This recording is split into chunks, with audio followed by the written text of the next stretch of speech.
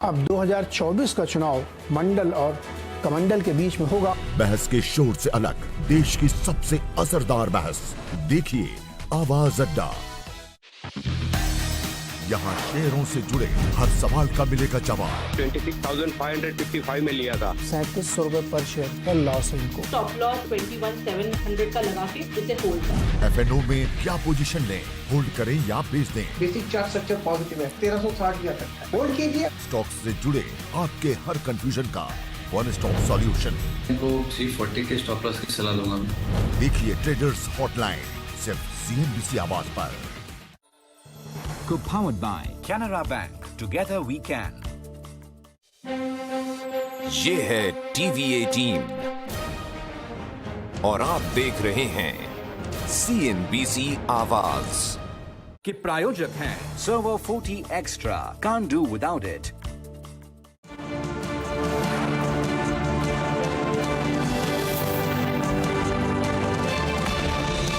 ये है कमाई का अड्डा। CNBC आवाज मोतीलाल ओसवाल स्टूडियो से लाइव।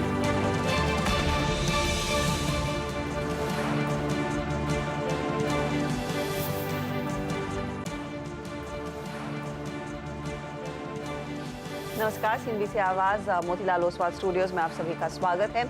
एक्सपायरी का दिन और momentum decent, specially Nifty bank leadership position में। नजरें रहेंगी आज के क्लोजिंग एक्शन पर, लेकिन पहले हेडलाइंस। वीकली एक्सपायरी के दिन बाजार में कंसोलिडेशन का मूड। निफ्टी 18,300 के ऊपर बरकरार, लेकिन बैंक निफ्टी में अच्छी रौनक। मिड कैप शेयरों में भी खरीदारी। बाजार की पार्टी का L&T एंड DRL ने किया मजाक किरकिरा। दोनों के मार्जिन से बाजार मायूस। 6% टूटा L&T तो डॉक्टर रेड्डीज में 8% तक की गिरावट। ऑटो और ऑटो एंसिलरी शेयरों में रफ्तार जारी। सीएट, इगारशी, रिको ऑटो जैसे शेयरों में 8% तक की तेजी। और कल आएंगे निफ्टी की दो कंपनियां, टाटा मोटर्स और सिप्ला के नतीजे। 60% बढ़ सकता है EBITDA, करीब 4,700 करोड़ रुपए का मुनाफा संभव। DLF, IGL समेत 6 वायदा की कंपनियों के भी नंबर्स का इंतजार। उद्धव और एकनाथ शिंदे विवाद मामला अब सुप्रीम कोर्ट की बड़ी बेंच जाएगा, लेकिन सुप्रीम कोर्ट ने राज्यपाल और विधानसभा अध्यक्ष के फैसले पर उठाए सवाल। शिंदे सरकार को कोई खतरा नहीं। उधर दिल्ली मामले में सुप्रीम कोर्ट ने बोला कि चुनी हुई सरकार ही दिल्ली की बॉस। और जियो सिनेमा पर IPL दर्शकों का बना रिकॉर्ड। पहले 5 हफ्तों में 1300 करोड़ वीडियो व्यूज मिले। HD TV से 2 गुना दर्शक जियो सिनेमा पर जुड़े।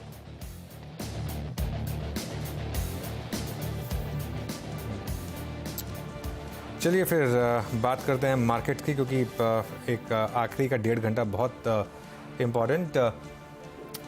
एक बस गड़बड़ हो गई। आज सुबह मैं एक्सपेक्ट कर रहा था कि निफ्टी में शायद ट्रेंडिंग मूव आया, बैंक निफ्टी कंसोलिडेट करे, उल्टा हो गया। हाँ, बैंक निफ्टी में ट्रेंडिंग मूव आ गया, निफ्टी कंसोलिडेट किया। लेकिन खैर यही मार्केट है, रोज हमें कुछ ना कुछ नया सिखाता है।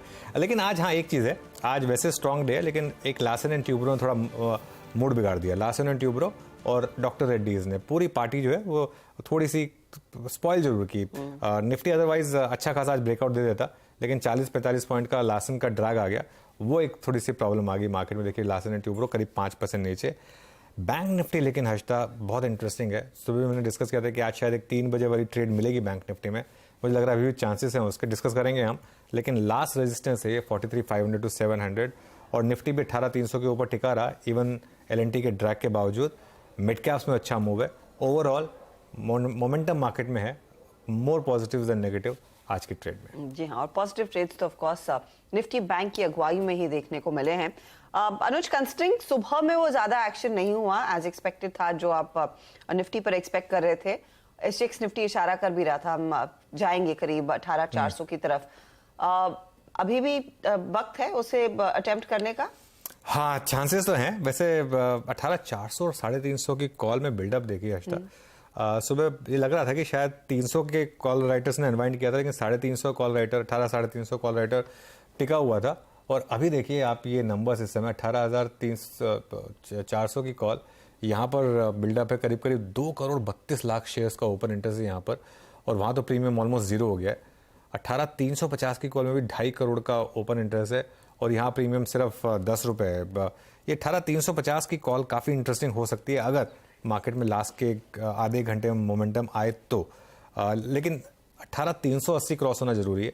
18,380 क्रॉस होना तो मज़ा आएगा मार्केट में, फिर ये इवेंट 18,400 की कॉल राइटर भी एक बार के लिए सोचेगा कि क्या हो गया। लेकिन देखते हैं चांसेस हैं या नहीं है। इस समय तो चांसेस कम ही लग रहे हैं डेटा को देखकर, लेकिन एक 230 के करीब एक और व्यू लेंगे।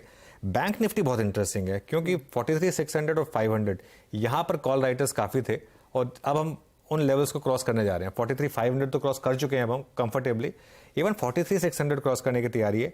और ये लास्ट रेजिस्टेंस जोन है जो हमने डिस्कस किया था सुबह सुबह भी, 43,500 टू 43,700, और वो कॉल्स देखिए आप 43,600 की और 43,500 की बैंक निफ्टी की, तो वहाँ पर आपको सबसे ज़्यादा ओपन इंटरेस्ट दिखेगा 43,500 की कॉल में करीब 83 लाख शेयर्स और 43,600 की कॉल में करीब 1.25 करोड़ का ओपन इंटरेस्ट। तो ये बहुत बड़ा ओपन इंटरेस्ट है। तो 43,650 700 अगर क्रॉस हुआ तो मुझे लग रहा है कि शायद 3 PM कॉल आपको मिले बैंक निफ्टी में। लेकिन बैंक निफ्टी का मूव शानदार रहा है आज, मैं ये कहूँगा बिल्कुल। और बैंक निफ्टी के मूव में आज एक अच्छी चीज़ रही कि PSU बैंक स्टेबलाइज हो गए, वो एक ज़रूरी था सेंटिमेंट के हिसाब से। PSU बैंकों का वेट इतना नहीं है लेकिन सेंटिमेंट के हिसाब से इंपॉर्टेंट है। तो ओवरऑल अच्छा मूव मार्केट में। जी हाँ, एक अच्छी इंटरेस्टिंग मूव्स देखने को मिल रहे हैं। अब देखते हैं एक्सपायरी कहाँ पर होगी। अच्छा, इस बीच डॉक्टर लाल के नतीजे आ गए, कंसिडरिंग ये वायदा का स्टॉक है तो एक बार देख लेते हैं। एशियन पेंट्स के नंबर आ गए, एशियन पेंट्स के भी आ गए। 1234 करोड़ का प्रॉफिट है हर्षदा, और 1136 करोड़ का एक्सपेक्टेशन है। ये मैं पढ़ रहा हूँ कोजेंसिस से, 1234 करोड़ का एशियन पेंट्स का नंबर से उस पर फोकस करते हैं। ये जो मैं कोजेंसिस से पढ़ रहा हूँ वो है। अब देख लेता हूँ अगर कुछ और यहाँ पर नंबर है क्या। कंसोलिडेटेड नेट प्रॉफिट 1234 करोड़, हाँ ये एशियन पेंट्स के नंबर्स हैं। पहले इस पर फोकस कर लेते हैं। डॉक्टर लाल भी इंपॉर्टेंट है लेकिन Asian paint of course undoubtedly बड़ा है। करीब आधे % तक के गेन्स देखने को मिले। टिकर टीम से गुजारिश होगी फटाफट से, अगर आपको भी वायर्स पर मिल रहे हैं तो प्लीज वो डिटेल्स लेकर आए। आपको याद होगा कल स्टॉक की हम चर्चा कर भी रहे थे। अब पिडिलाइट की कमेंट्री अच्छी थी, उसके बाद अपेक्षा यही बन रही थी कि क्या कंपनी को फायदा मिलेगा जो इनपुट कॉस्ट लार्जली कम हुआ है, क्योंकि स्टॉक में वो रिफ्लेक्ट नहीं हो रहा था। तो उसका कितना इनफैक्ट नंबर्स पर फर्क पड़ रहा है वो देखना काफी जरूरी रहेगा। रेवेन्यू ऑन इन लाइन है हर्षदा, रेवेन्यू 87-80 करोड़ है जो हमारी एक्सपेक्टेशन थी, उसके बिल्कुल सेम आया है रेवेन्यू। इसका मतलब एबिडा देखना बहुत इंटरेस्टिंग होगा और उसके साथ साथ एबिडा मार्जिन, ये दो चीज़ें देखनी बहुत ज़रूरी होंगी क्योंकि रेवेन्यू एकदम एबिडा देखिए 1865 करोड़ वर्सेस 1705 करोड़, ये एक अच्छा नंबर है। एबिडा का नंबर जो है ना ये काफ़ी अच्छा नंबर है। अब इशू ये है कि स्टॉक में बड़ी रैली ऑलरेडी हो चुकी है। ये पिछले क्वार्टर काफ़ी गिरा था स्टॉक, आपको याद होगा। हाँ। लेकिन पिछले मेरे ख्याल से एक हफ्ते में 10 दिन में अगर आप इस स्टॉक का मूव देखें, मेरे ख्याल से लो करीब 2750 का था इसका जब हमने अप्रैल मंथ के मिड में, और वहाँ से 3070 तक की एक रैली ऑलरेडी हमने देखी है इसमें। बट नंबर्स बहुत अच्छे हैं, एटलीस्ट ऑपरेशनल नंबर्स बहुत अच्छे हैं। नेट एबिडा और एबिडा मार्जिन आई थिंक दोनों में कंफर्टेबल बीट है। तो अनुज आपको याद होगा हम लगातार यही कहते रहते थे कि कच्चे तेल में जो गिरावट आ रही है उसका फायदा उठाना चाहिए था, लेकिन स्टॉक रिएक्ट नहीं कर रहा था उस टाइम पे। नंबर्स में वो दिख रहा है कि कंपनी को उसका फायदा हाथ लगा है, क्योंकि एक्सपेक्टेशन थी मार्जिन बढ़कर 19.4% पर आएंगे और 21.2% तक का मार्जिन, तो एक बहुत बड़ा बीट इनफैक्ट मार्जिन में आता हुआ दिखाई दे रहा है और स्टॉक में फिर तेजी और जोर पकड़ रही है। एक बार नंबर्स मैं आपके लिए दोहरा देती हूँ। मुनाफा जो आया है करीब 1258 करोड़ का है, एक्सपेक्टेशन था 1123 करोड़, तो वहां पर एक बहुत बड़ा बीट है करीब 100 करोड़ प्लस का। रेवेन्यू 8787 करोड़ के आसपास, 8800 करोड़ के आसपास का ही अनुमान था, तो वो इन लाइन। एक और बीट एबिटा के फ्रंट पर 1705 करोड़ के अनुमान के सामने 1865 करोड़, और मार्जिन्स भी 19% की उम्मीद थी 21% पर आए हैं। एक और स्टेटमेंट आई है, वॉल्यूम डबल डिजिट में, डबल डिजिट में वॉल्यूम ग्रोथ है, तो ये एक टॉप डाउन में से कहूंगा कि एक अच्छा नंबर। लेकिन अगेन स्टॉक काफी चल चुका है, ये चीज का ध्यान रखिएगा। हमारे साथ शायद कोई एक्सपर्ट कौस्तुभ पावस्कर है जो इस सेक्टर को ट्रैक करते हैं। कौस्तुभ, ये तो एक बड़ा बीट है, अब स्टॉक पर क्या रणनीति होनी चाहिए उस पर हम आएंगे, लेकिन पहले नंबर्स एनालाइज करते हैं, क्योंकि एबिट लेवल्स, वॉल्यूम लेवल और आपके मार्जिन्स उम्मीद से काफी बेहतर। बिल्कुल, क्योंकि वॉल्यूम ग्रोथ हमने सिंगल डिजिट एक्सपेक्ट किया था, बिकॉज लास्ट क्वार्टर में अगर हम देखेंगे कंपनी का सिंगल डिजिट वॉल्यूम ग्रोथ था, और उन्होंने कहा था कि जो मोमेंटम है वो धीरे धीरे इम्प्रूव हो रहा है। तो वॉल्यूम ग्रोथ डबल डिजिट ये एक्सपेक्टेशन से थोड़ा बेहतर है। मार्जिन्स हमारे एक्सपेक्टेशन से काफ़ी बेहतरीन आए हैं। हमने भी 19% एबिटा मार्जिन एक्सपेक्ट किया। क्रूड प्राइस में गिरावट आई है और उसका जो इम्पैक्ट आने वाला था उसके सामने 21% काफी अच्छे एबिटा मार्जिन्स आए हैं, और पैट भी वो हिसाब से काफी अच्छा पैट आया है ये क्वार्टर में। सो ओवरऑल मैं कहूंगा कि ब्रॉड काफी पैरामीटर्स पे अच्छा ग्रोथ है, और अभी एक्सपेक्टेशन यही देखना है कि मैनेजमेंट कमेंट्री क्या रहती है वॉल्यूम ग्रोथ पे, specially in the rural and small towns पे, जहाँ पे उन्होंने थोड़ा प्रेशर देखा था पिछले कुछ क्वार्टर्स में। Good afternoon. एक इशू बस ये है कि ये किस हद तक मार्केट डिस्काउंट कर चुका है, क्योंकि जो रीसेंट लोज हैं 2526 के, वहाँ से एक बड़ी रैली हमने ऑलरेडी देखी है एशियन पेंट्स में पिछले कुछ दिनों में, और इवन जो क्रूड प्राइसेस हैं वो पिछले क्वार्टर गिरे काफ़ी थे, लेकिन अब थोड़े स्टेबलाइज हुए हैं। तो इन नंबर्स को कितना एक्सट्रापोलेट किया जाए और कितने ये नंबर प्राइस्ड इन है, आपका व्यू? देखिए, मार्जिन्स के बारे में मैं स्पेसिफिकली कहूंगा कि जिस तरीके से अगर क्रूड प्राइस हम देख रहे हैं कि $76 पे है, तो अगर ये यहाँ पे या इससे थोड़े और गिरते हैं तो ऑब्वियसली उसका अच्छा खासा बेनिफिट मार्जिन्स पे दिखेगा, और हम मान सकते हैं कि Q1 में और Q2 में मार्जिन एक्सपेंशन काफ़ी अच्छा रहेगा। तो डेफिनेटली वो एक अर्निंग ग्रोथ पर्सपेक्टिव से काफ़ी अच्छा है। आई गेस आप you are right on the point that कि स्टॉक में पिछले कुछ दिनों में काफ़ी अच्छा एक मूवमेंट रहा है, बट मुझे लग रहा है कि एक लॉन्ग टर्म व्यू से Asian paint is always a portfolio stock, तो एक long term point of view से ये स्टॉक अपने पोर्टफोलियो में होना चाहिए। करंट लेवल्स पर आप खरीदेंगे 3040 के लेवल्स पर? 3040 के लेवल पे भी या हमारा बाय रहेगा, बिकॉज मुझे लग रहा है कि यहाँ पे थोड़ा बहुत हमें अपग्रेड्स दिखेंगे, बिकॉज नंबर्स एक्सपेक्टेशन से बेटर आए हैं, और मुझे लग रहा है कि जिस तरीके से अगर हम देखेंगे एफएमसीजी सेक्टर का आउटलुक जो बन रहा है, अगर हम देखेंगे कि निल्सन के जो नंबर्स आए हैं और जिस तरीके से मैनेजमेंट कमेंट्रीज बिल्टअप हो रही है, सबका अनुमान ये है कि अभी रूरल में बॉटम आउट हुआ है, और यहाँ से हमें ग्रोथ विजिबिलिटी थोड़ी इंप्रूव दिख रही है, और रॉ मटेरियल प्राइस पे स्पेसिफिकली उन एक्सपेक्टेशन से काफ़ी अच्छे मार्जिन्स आए कंपनीज पे। तो थोड़ा मेरा अनुमान है कि यहाँ पे भी हमें लग रहा है कि फ्रॉम दी सेक्टर पर्सपेक्टिव से और एक लॉन्गर पर्सपेक्टिव से एशियन पेंट्स एक अच्छा खासा बात। ओके कौस्तुभ, एक आखिरी प्रश्न पूछूंगा आपसे, but in comparison to other paint stocks, या फिर मैं इसी पोर्टफोलियो में एडहेसिव्स को भी मिला लूँ, जो पिडिलाइट पोस्ट नंबर्स बाजार ने उसके डिप को बाय किया। इफ़ यू मैं अगर पूरे स्पेस का रखूँ आपके स्क्रीन पे, बर्जर, कंसाई और पिडिलाइट, एशियन पेंट्स, इस वक्त आपका जो दो प्रीफर्ड बाय हैं वो कौन से होंगे अलॉन्ग विद एशियन पेंट्स? मतलब सेकंड बाय क्या होगा? देखिए, हमारे कवरेज में तीन स्टॉक्स है, जिसमें से आप ने जो स्क्रीन पे ये के एशियन पेंट्स, पिडिलाइट पे हमारा होल्ड है। मुझे लग रहा है कि पिडिलाइट के परफॉर्मेंस में अभी तक वैसी इंप्रूवमेंट आई नहीं है जिस तरीके से उनके, बिकॉज उनके वैल्यूएशन हमेशा प्रीमियम रहे हैं, और वो प्रीमियम रहेंगे बिकॉज एक उनकी एक पकड़ है कंस्ट्रक्शन केमिकल और वाटर प्रूफिंग सेगमेंट में। तो कंसिडरिंग द प्रीमियम वैल्यूएशन मुझे नहीं लग रहा है कि वहाँ पे हमें कुछ ज़्यादा अपसाइड दिख रहा है।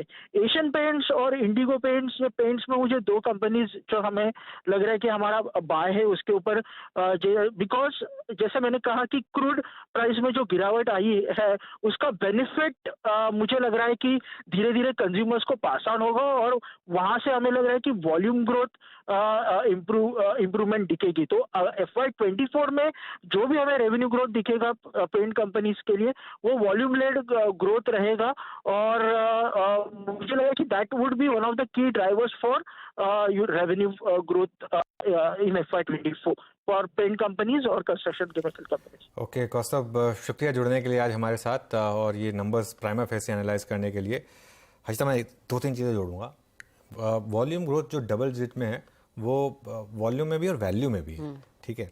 और स्टॉक जो है अब 3060 पर, रिसेंट में बड़ी रैली हुई है, 5-5.5% की रैली हुई है स्टॉक में इस महीने में, लेकिन अब ये स्टॉक 200 डे मूविंग एवरेज को टेस्ट करा 3072, और 52 वीक हाई से स्टॉक अभी भी 15% दूर है। अब कल क्या होगा, बहुत मुझे इंटरेस्टिंग लग रहा है। अगर ये नंबर्स के ऊपर मैनेजमेंट की कमेंट्री ठीक ठाक रही तो कल आपको मॉर्निंग में अपग्रेड्स दिखाई देंगे, और मुझे लग रहा है असली मूव स्टॉक में कल आएगा। और जो इसका एक प्रीवियस हाई है 3582 का, और अगर क्रूड प्राइस यहाँ रह गया स्टेबल 76 पर, और जिस तरीके से पेंट इंडस्ट्री में आज यूट्यूब पर भी मैं और नीरज जी डिस्कस कर रहे थे, बहुत बड़ा स्कोप है। रियल एस्टेट मार्केट जिस तरीके से बूम कर रही है, और पेंट में तो ऐसा है ना कि पुराने घर को भी आप रीपेंट करते हैं, मतलब सिर्फ ऐसा नहीं है कि नए घर बिक रहे हैं तभी पेंट होंगे, पुराने घर भी आप रीपेंट करते हैं। तो उस हिसाब से मुझे लग रहा है कि एक सेक्टोरल हिसाब से काफ़ी अच्छा प्लेस्ड है, और बस ये थोड़ी सी एक प्रॉफिट टेकिंग जो इनिशियल निकल जाएगी, उसके बाद मुझे लग रहा है कि कल इसमें एक पॉसिबल है कि आपको अपग्रेड्स देखने को मिले। और ये इंस्टीट्यूशनल स्टॉक है, ये नॉर्मली अगले दिन इसमें बड़ा रिएक्शन आता है, और बस ये है कि मैनेजमेंट की कमेंट्री पॉजिटिव होनी चाहिए। वो ये ना बोल दें कि ये एक वन ऑफ था, आगे तकलीफ है, ये ना बोले। अगर वो बोले ना कि सिचुएशन ठीक है, अब वो जो पिछला क्वार्टर हमारे 2 क्वार्टर खराब रहे, अब वो सब ठीक हो गया है, मेरे ख्याल से ये स्टॉक फिर यहाँ से रुकेगा नहीं, क्योंकि 200 डे टेक्निकली राइटली प्लेस्ड है और फंडामेंटली भी एकदम ठीक है। जी हाँ, एक मजबूत दरअसल नंबर्स। और देखते हैं अब कल ब्रोकरेजेस की क्या राय बनती है। आज कॉन कॉल सुनने के बाद, ऑफ कोर्स मैनेजमेंट कमेंट्री सुनने के बाद वो ओपिनियन आता हुआ दिखाई देगा। लेकिन बात करते करते नतीजे देखकर वो स्टॉक 1% ऊपर, ओपन इंटरेस्ट एडिशन करीब 2% के आसपास का। तो ये इस समय का लाइमलाइट बटोरता हुआ काउंटर। लेकिन और भी स्टॉक्स है जहां पर एक्शन बनता हुआ दिखाई दिया है। वीरू बताइए क्या आप स्पॉट किया है? जी आज अगर आप ओआई के लिहाज से देखें तो bad day for capital goods, और एल&टी कमेंस यहाँ पे थोड़ी शॉर्ट डेवलप हुई हर्षता। इनफैक्ट एल&टी में पोस्ट अर्निंग्स बहुत बड़ी शॉर्ट डेवलप हुई 24%, और कोई भी अगर आप देखें डिसेंट पुल बैक पूरे दिन नहीं रहा। बट इसका एक एडवांटेज सिमेंस और पॉलीकैब लेकर जहाँ पे लॉन्ग बिल्डअप दिखा गया है। बाकी ऑटोमोबाइल्स में अच्छे लॉन्ग्स हैं। मेरे स्क्रीन पे इस वक्त हर्षता, हालांकि ओआई समरी में मारुति ने बहुत इंप्रेस नहीं किया, but Bosch, Balkrishna industries, M&M 1.5% का बिल्डअप यहाँ पे, एक 1.8% का बालकृष्ण में।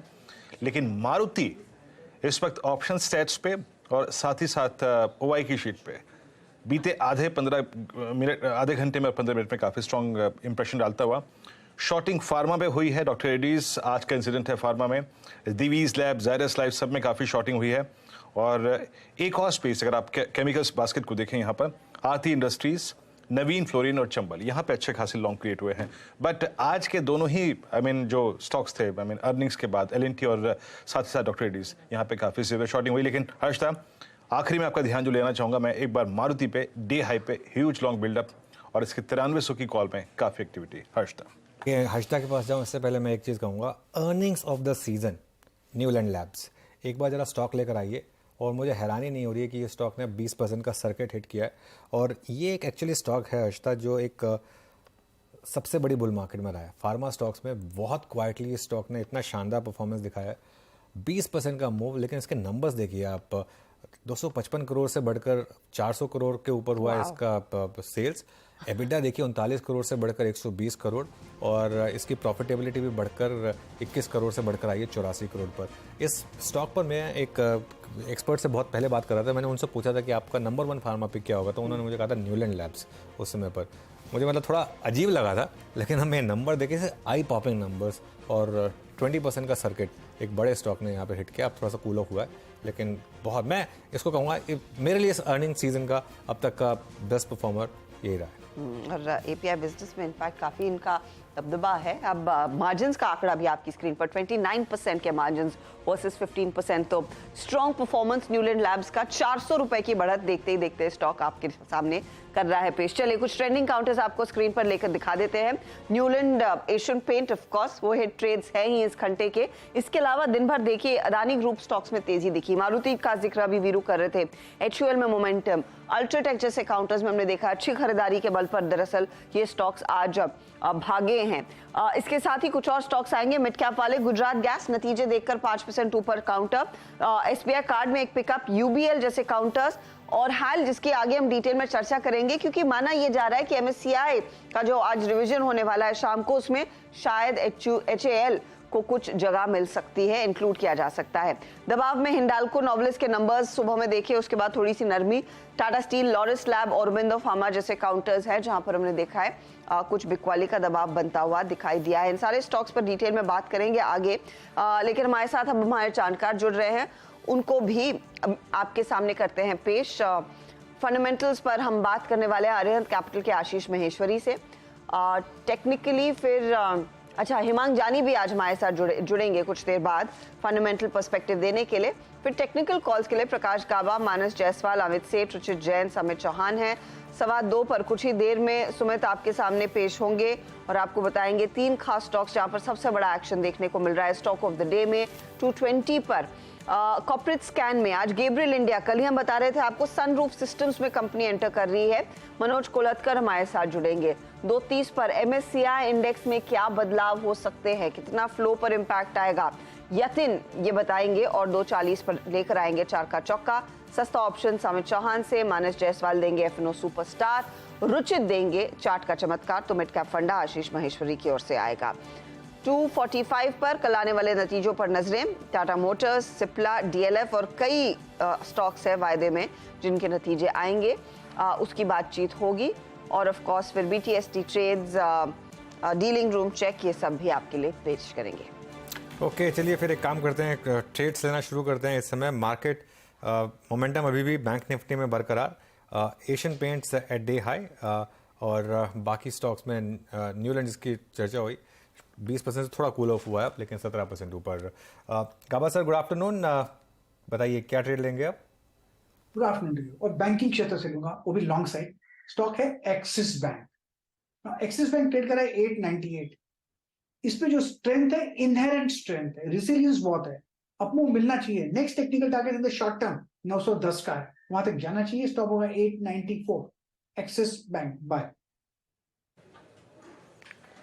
Okay, Axis bank Prakash sir की कॉल है और ये स्क्रीन पे गई है, इट्स 898। गुड आफ्टरनून, आपका कन्विक्शन ट्रेड, आपकी कॉल। मानस, मुझे सुन पा रहे हैं आप? तो देखिए, अल्ट्राटेक पे खरीदारी करने की राय रहेगी वीरेंद्र जी। Good afternoon. क्योंकि अगर आप देखेंगे पिछले 2 दिनों में हम कंसोलिडेशन देख रहे थे, लेकिन आज एक फ्रेश ब्रेकआउट देखने को मिला है। 7800 का एक अहम रेजिस्टेंस था, अल्ट्राटेक ने उसको ब्रीच किया है, तो यहाँ पर बिल्कुल खरीदारी करके चलना है। 7780 ये कैश लेवल्स है, 7780 के स्टॉप लॉस खरीदारी करेंगे और ऊपर की तरफ 8000 रुपए के टारगेट सेट करेंगे। अल्ट्राटेक का 7850 वाला कॉल ऑप्शन, 7850 का कॉल ऑप्शन खरीदेंगे। 121 रुपए का ट्रेड हो रहा है, 84 रुपीज के स्टॉप लॉस है, वहां पर आप खरीदारी करिए और 200 रुपए के टारगेट इस ऑप्शन में विजिट करिए। ओके, तो अल्ट्राटेक एक पिक इस समय आता हुआ 7850 का कॉल लेकर जाए। 124 पर आ गया, अच्छा इस बीच 200 का टारगेट रहेगा अगर आप इस ट्रेड में उतर भी रहे हैं। रुचित, आफ्टरनून, आपका ट्रेड? जी very good afternoon. Stock specific moves में एनटीपीसी में आज खरीदारी की सलाह रहेगी। प्राइमरली ये एक PSU नेम रहा था जो एक relative underperformance of late ये स्टॉक ने दिखाया है, लेकिन जो मेन रेजिस्टेंस था 178 का, जहां पे बार बार स्टॉक हर्डल ले रहा था, वो आज के सेशन में ये स्टॉक ने क्रॉस किए। तो यहाँ पे हमें लग रहा है कि कैचअप मूव ये स्टॉक में नियर टर्म में रह सकता है। तो 177 के नीचे स्टॉप लॉस रख के स्टॉक में खरीदारी की सलाह है 185 के शॉर्ट टर्म टारगेट्स के लिए। ओके, चलिए ये कॉल होगी रुचित की एनटीपीसी पर। इस समय तीनों अलग अलग सेक्टर से इस समय स्टॉक्स, एक्सेस, अल्ट्राटेक सीमेंट और एनटीपीसी। अमित सेठ के पास चलते हैं। अमित, गुड आफ्टरनून, क्या ट्रेड लेंगे आप? Anuj ji, good afternoon everybody in the panel. Anuj ji, इस समय का मेरा टॉप कॉल रहेगा अंबुजा सीमेंट। अंबुजा सीमेंट पिछले 2 से 3 दिनों से कंसोलिडेट कर रहा था आफ्टर ट्रायंगुलर ब्रेकआउट। आज के सत्र में स्टॉक ने इस on the verge of crossing the 100-day exponential moving average also. Momentum indicators इसके काफी वेल प्लेस्ड हैं, तो अंबुजा में एक पोजीशन बाय की बनाई जा सकती है। लगभग 412-13 के इसके प्राइस है। इसे बाय करें for a target of 422 and a stop loss of 408। Ambuja cement, तो अल्ट्राटेक और अंबुजा दोनों सीमेंट स्टॉक्स पर इस समय आपको कॉल्स मिली हैं। अब आशीष महेश्वरी को जोड़ते हैं। आशीष जी, गुड आफ्टरनून, आपकी स्टॉक पिक लें इससे पहले एक व्यू आपका एशियन पेंट्स को लेकर। जी, यहाँ तक इनफैक्ट नेट प्रॉफिट का सवाल है, जो एक्सपेक्टेशन था उसे करीब 70 से 80 करोड़ रुपए उन्होंने ज्यादा ही रिपोर्ट किए, तो ये काफी पॉजिटिव है। दूसरा एक पेंट स्टॉक में एक थोड़ा काफी समय से जो निराशा का माहौल था कि मार्जिन पर प्रेशर है, वॉल्यूम पिकअप नहीं हो रहे हैं। इस बार के क्वार्टर के जो उनके नतीजे आए उन्होंने इस सबको अब झुटला दिया है कि जो रियल एस्टेट की जो ग्रोथ सेक्टर में जो ग्रोथ है उसका बिल्कुल एक प्रॉक्सी प्ले एशियन पेंट बन के उभर रहा है।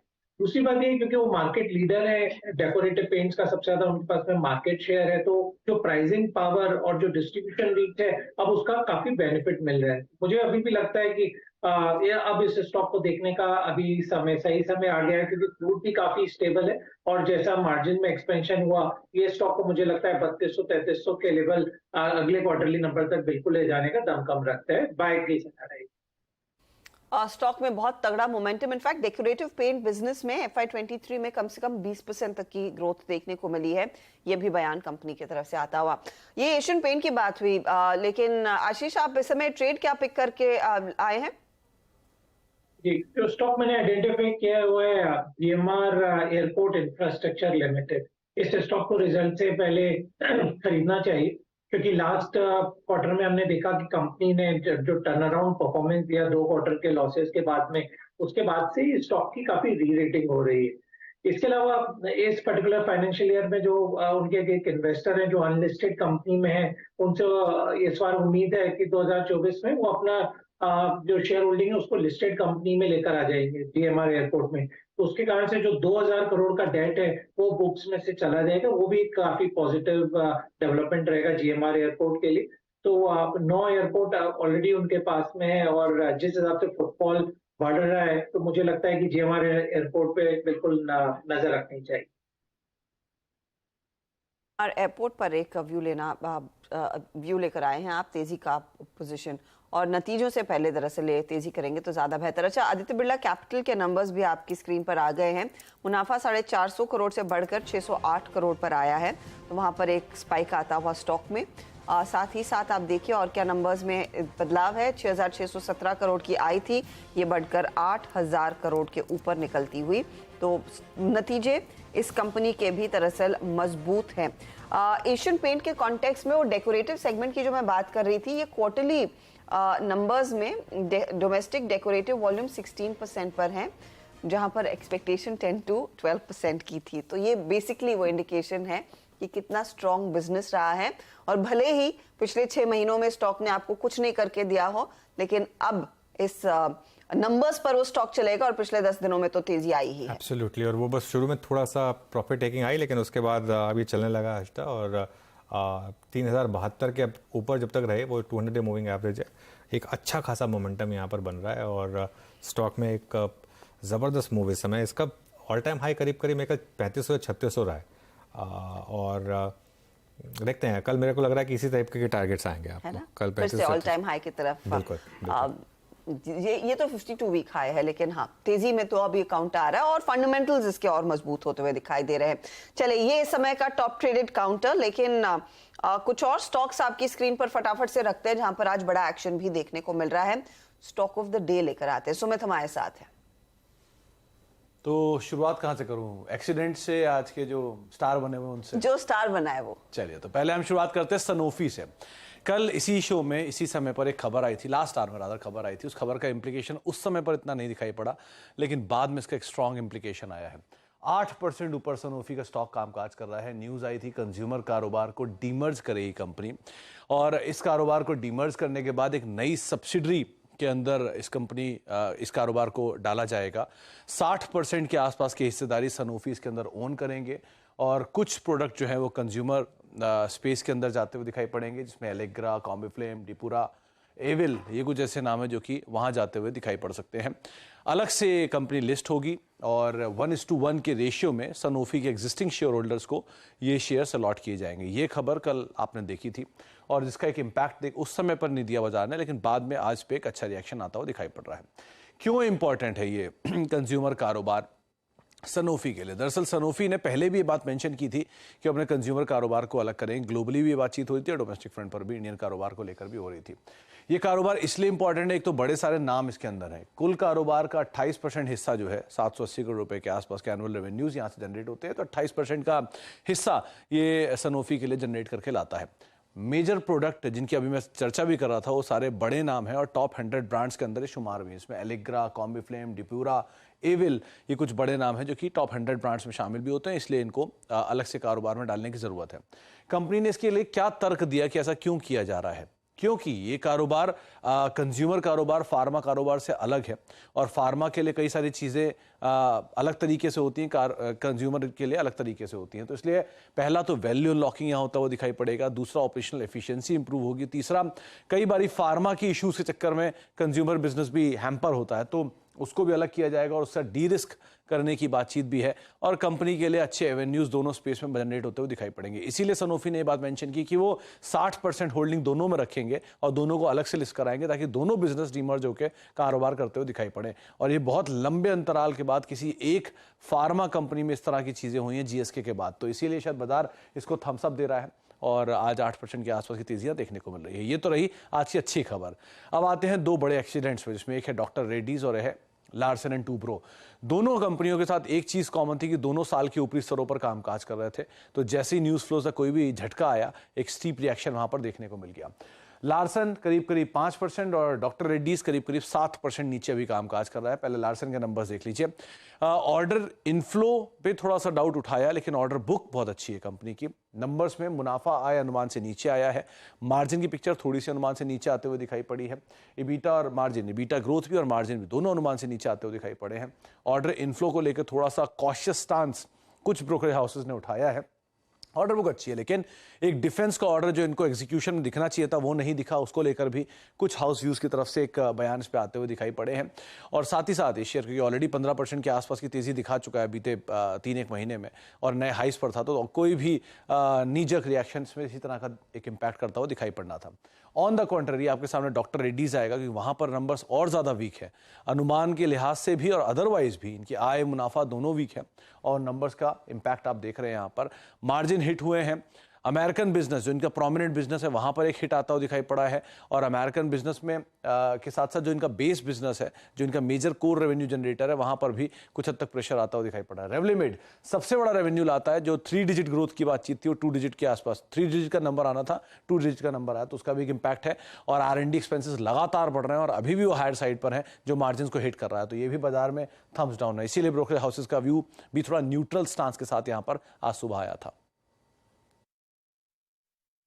ओके, आपकी स्क्रीन पर आप देखें लिस्ट ऑफ स्टॉक्स, आज की घटनाएं दुर्घटनाएं दोनों अगर आप देखें, सुमित ने आपको समझाया। मीनवाइल एक नंबर आपकी स्क्रीन पर है जिबल स्मॉल फाइनेंस बैंक के numbers primary face assets quality के आधार पर अगर आप देखें ग्रॉस एनपीएस अच्छे लग रहे हैं।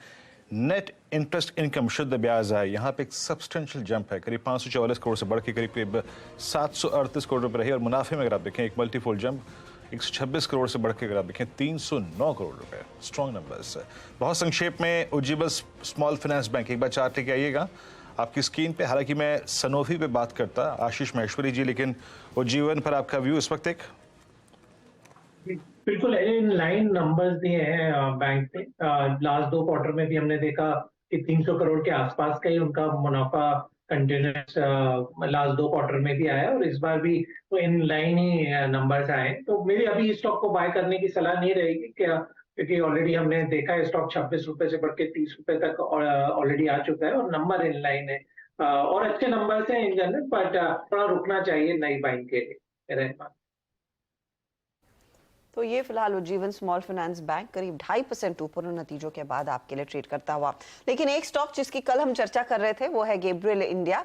कॉर्पोरेट स्कैन में अब इसकी तरफ रुख करते हैं।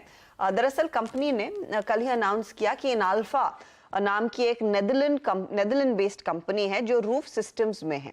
ये 25% हिस्सेदारी ग्लोबली रूफ सिस्टम्स में रखती है और दरअसल गैब्रियल ने इस कंपनी के साथ एक टाई अप किया है और इसी सेक्टर में या फिर इसी क्षेत्र में वो दरअसल अब उतरेंगे। कितनी बड़ी अपॉर्चुनिटी है, हमारे साथ इसी पर बात करने के लिए गैब्रियल इंडिया के मैनेजिंग डायरेक्टर मनोज कोल्हटकर जुड़ गए हैं। मनोज जी, स्वागत है आपका, कांग्रेचुलेशंस। एक बहुत ही इंटरेस्टिंग स्पेस है, आप कंप्लीटली डाइवर्सिफाई करेंगे। फोक सिस्टम्स में गैब्रियल एक जाना माना प्लेयर है। मुझे बताइए किस तरह की अपॉर्चुनिटी आपने आइडेंटिफाई की, कितना बड़ा ये मार्केट है? पहले तो धन्यवाद Harshada for calling on this show. ये अपॉर्चुनिटी काफी बड़ी है और हम जैसे देख रहे हैं, अगर देखेंगे हम 2021 में सनरूफ का पेनिट्रेशन था ऑलमोस्ट 5 लाख गाड़ियों पे, मतलब पैसेंजर कार। इस साल ऑलरेडी वो 5 लाख से चढ़ के 7 लाख हो चुका है। और हम जो देख रहे हैं कंज्यूमर की प्रेफरेंस जो है, क्योंकि कंज्यूमर जो है आजकल ज्यादातर, आपने तो देखा ही होगा कि ज्यादातर एसयूवी प्रीफर कर रहे हैं। So consumer shifting from entry hatchbacks to SUVs.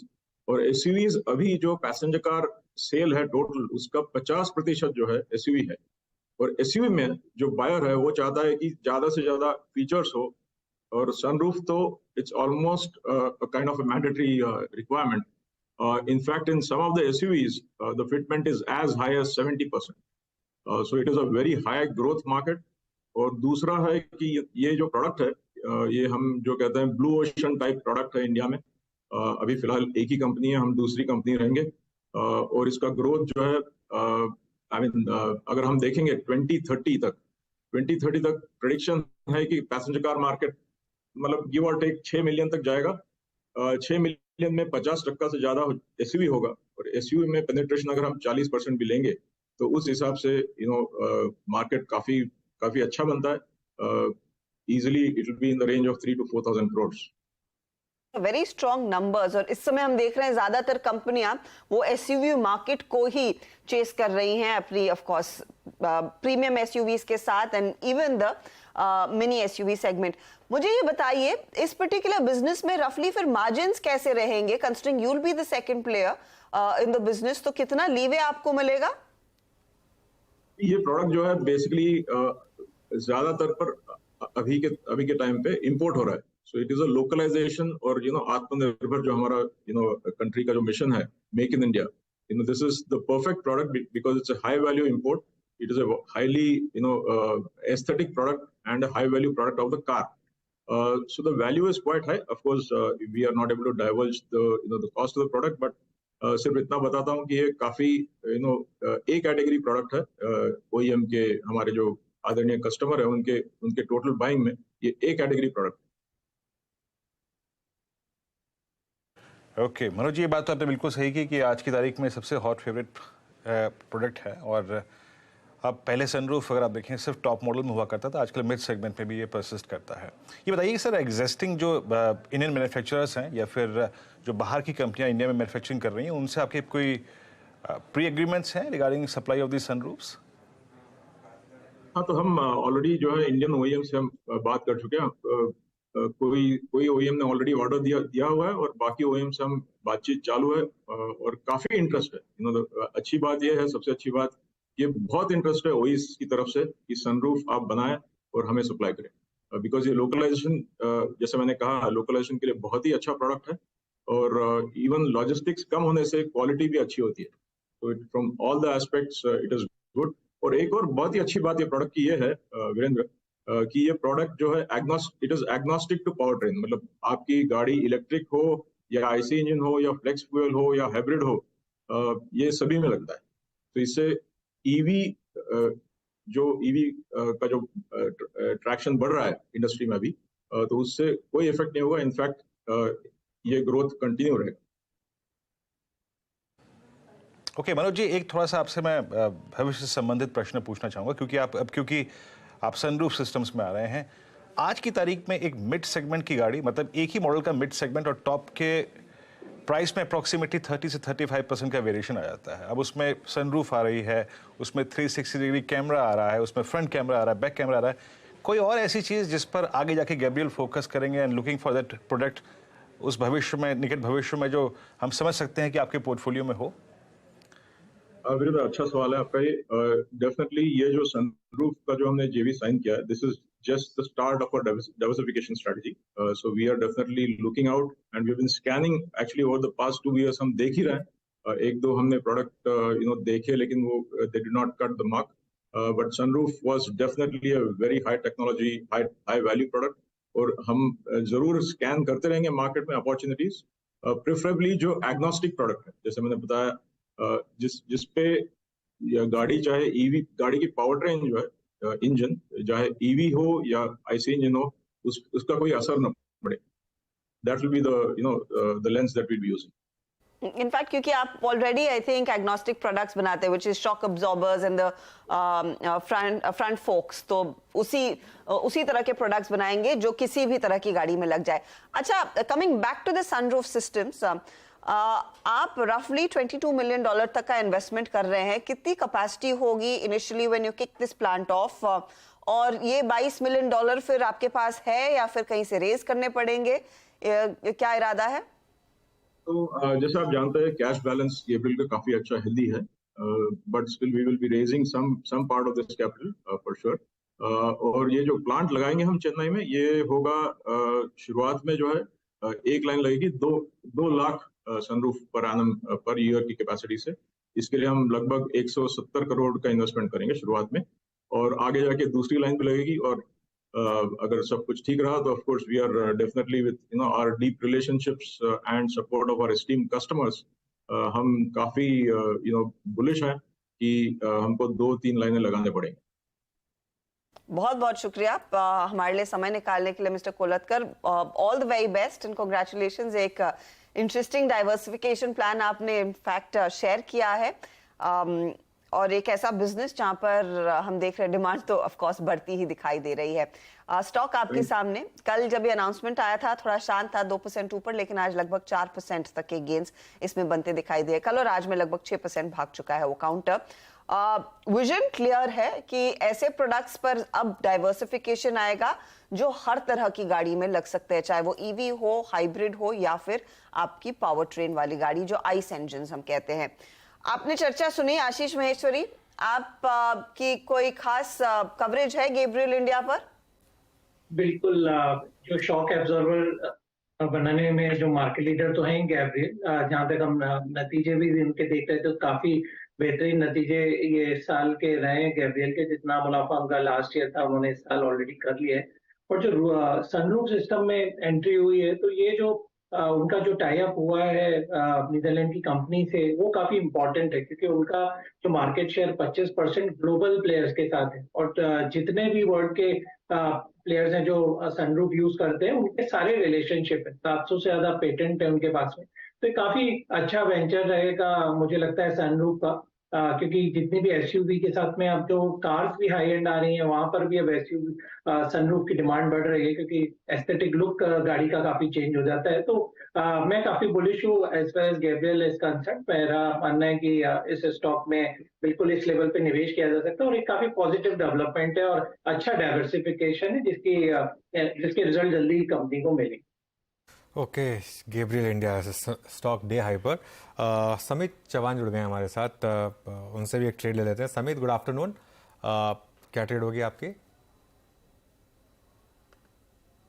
Good afternoon. देखिए, एफएमसीजी स्पेस में काफी एक स्ट्रॉन्ग बज है कुछ दिनों से, और एचयूएल में कहीं ना कहीं एक अच्छी बेस बिल्डिंग होने के बाद एचयूएल यहाँ पे कहीं ना कहीं अभी एक कैचअप मूव के लिए प्रिपेयर्ड है। तो इसमें at the money, slightly out of the money call option जो 2600 की स्ट्राइक है वो हम करंट लेवल पे रेकमेंड करेंगे। 22 के आसपास ये ट्रेड हो रही है। जैसे ये शिफ्ट अप है ओवरऑल एचयूएल, हमें लगता है कि ये 2650 2670 तक अंडरलाइन में जा सकता है। तो ये ऑप्शन का टारगेट लगभग हम 45 से लेके 55 का मान के चल रहे हैं, जिसमें करंट लेवल पे अगर बाय करते हैं तो स्टॉप लॉस लगभग 8 रुपए का होना चाहिए। एचयूएल एक पिक आता हुआ जहां पर इस समय मोमेंटम है 2% से ज्यादा की तेजी। आज इनफैक्ट कंजम्पशन थीम में बड़ा मूव देखने को मिल रहा है। पहले एशियन पेंट की हम बात कर रहे थे, अब एचयूएल मोमेंटम पिक अप करता हुआ कई ऐसे स्टॉक्स हैं जिस पर नजरें। लेकिन देखिए, आज शाम को एक बड़ा इवेंट होगा जिस पर कल मार्केट रिएक्ट करता हुआ दिखाई देगा। आज रात को राधा एमएससीआई इंडेक्स में बड़े बदलाव होने की तैयारी है।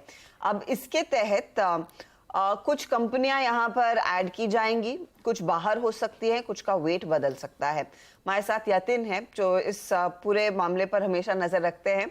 हमने पिछले हफ्ते ऑफ कोर्स वो एचडीएफसी बैंक के मर्जर पर कैसे ट्रीटमेंट होगा उसकी चर्चा की, लेकिन आज जो शाम को डिसीजन आएगा, रफली क्या अंदाजा लग रहा है, क्या बदलाव देखने को मिल सकते हैं? तो देखिए हर्षदा, 2-3 चीजें हैं जो पक्की तरीके से होनी चाहिए क्वांट एनालिस्ट के हिसाब से। सबसे पहले HAL, हिंदुस्तान एरोनॉटिक्स, इसका लगभग ये माना जा रहा है कि तय है कि ग्लोबल स्टैंडर्ड इंडेक्स का पार्ट होगा। और HAL क्योंकि ये इनिशियल इंक्लूजन है, यहाँ $190 मिलियन है, यानी करीब 1500 से 1600 करोड़ रुपए तक की बाइंग यहाँ देखने को मिलेगी। फ्लिप साइड पे इंडस टावर्स, क्योंकि यहाँ इनका मार्केट कैप गिर चुका है थ्रेशोल्ड के नीचे, तो ये एक एक्सक्लूजन कैंडिडेट है। तो लगभग तय है एचएएल का आना और इंडस टावर का जाना। एक जो प्रोबेबिलिटी बनी हुई है 50-50 चांस है पावर फाइनेंस कॉर्प का, क्योंकि इनकी जो मार्केट कैप थी वो कट ऑफ डेट के आसपास ही एलिजिबल हुई है, तो कम चांस लग रहे हैं पीएफसी के आने के, लेकिन हाँ एक 50-50 चांस जरूर देंगे पीएफसी को लेके। सबसे बड़ा जोकर इन द पैक है कोटक महिंद्रा बैंक, और ये भी लगभग तय है कि क्योंकि एफआई की headroom latest share holding pattern के हिसाब से काफी अच्छी है, यहां वेट चेंज होगा और कोटक महिंद्रा बैंक इस टाइम लगभग $700 मिलियन के आसपास की बाइंग आपको आती हुई दिखाई पड़ेगी, यानी लगभग 5-5.5 हजार करोड़ रुपए के ऊपर की बाइंग फ्लो इस पर्टिकुलर स्टॉक में आएगी। तो इस पे जरूर नजरें बनी रहेंगी। इसके अलावा 3 स्टॉक्स जो वेट अप होने वाले हैं, जिनके सबसे ज्यादा इंटरग्लोब एविएशन, संवर्धना मदरसन और जोमैटो, तो ये 3 स्टॉक्स हैं जहां मोमेंटम रहेगा। ऑब्वियसली अनाउंस ये हो चुका था ऑलरेडी कि फ्री फ्लोट कम होगा अदानी ग्रुप के 2 कंपनियों का, अदानी टोटल गैस और अदानी ट्रांसमिशन, तो यहां आप आउटफ्लोज होते हुए देखेंगे। लेकिन ब्रॉडली 3 स्टॉक्स पे ध्यान देना है, हिंदुस्तान एरोनॉटिक्स, इंडस टावर्स और कोटक महिंद्रा बैंक।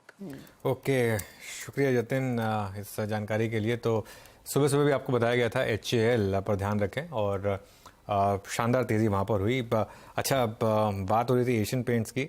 हर्षिता, पहला नोट आ गया मॉर्गन स्टैनली का। ऑब्वियसली छोटा सा क्विक टेक है वो, क्योंकि अर्निंग्स कॉल आज शाम को 5:30 बजे, तो उसके बाद ही आएगा वो।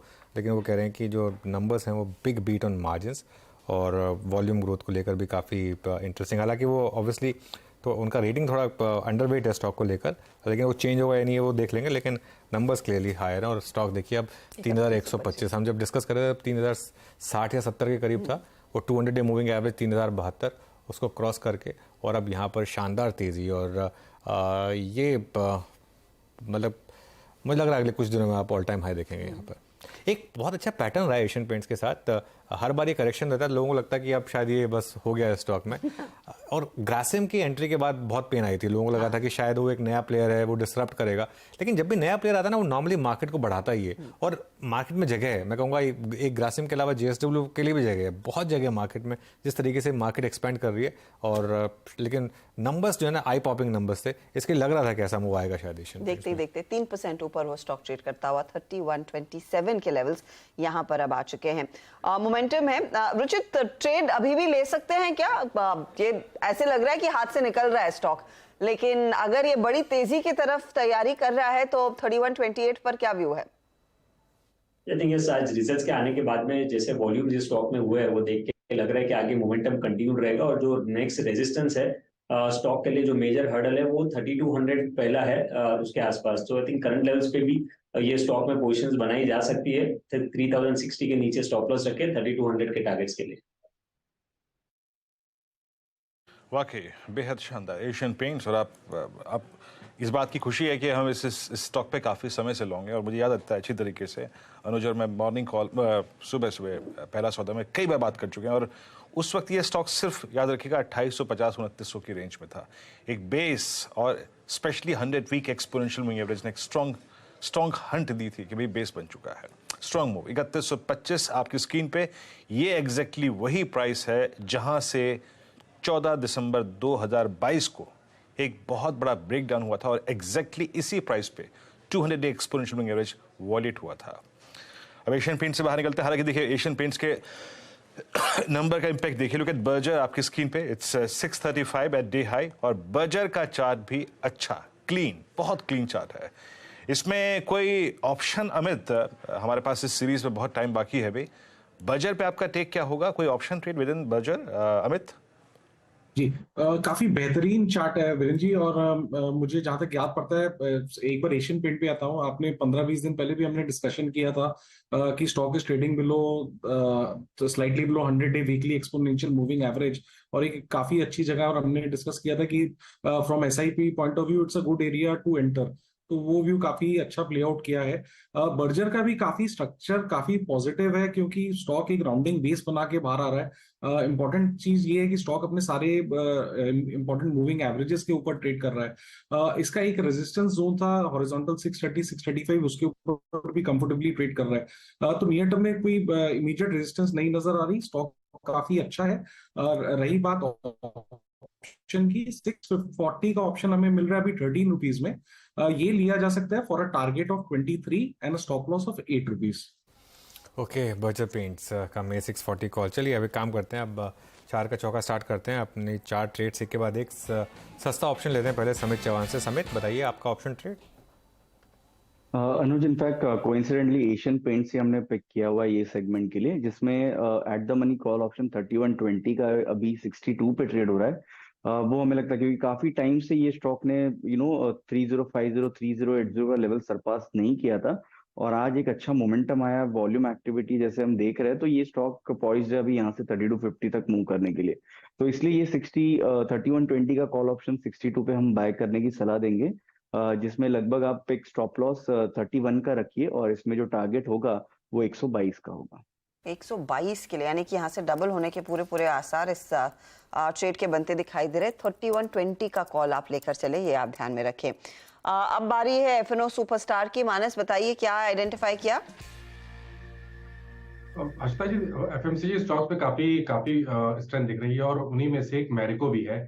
मैरिको ने कल एक छोटा सा करेक्शन दिया था, प्रॉफिट बुकिंग देखने को मिली, लेकिन आज जिस तरह की रिकवरी देखने को मिली है और जिस तरह स्टॉक ने 540 के लेवल्स को ब्रीच किया है, मेरा समझना है यहाँ पर 15-20 रुपए का आपको जरूर देखने को मिल सकता है।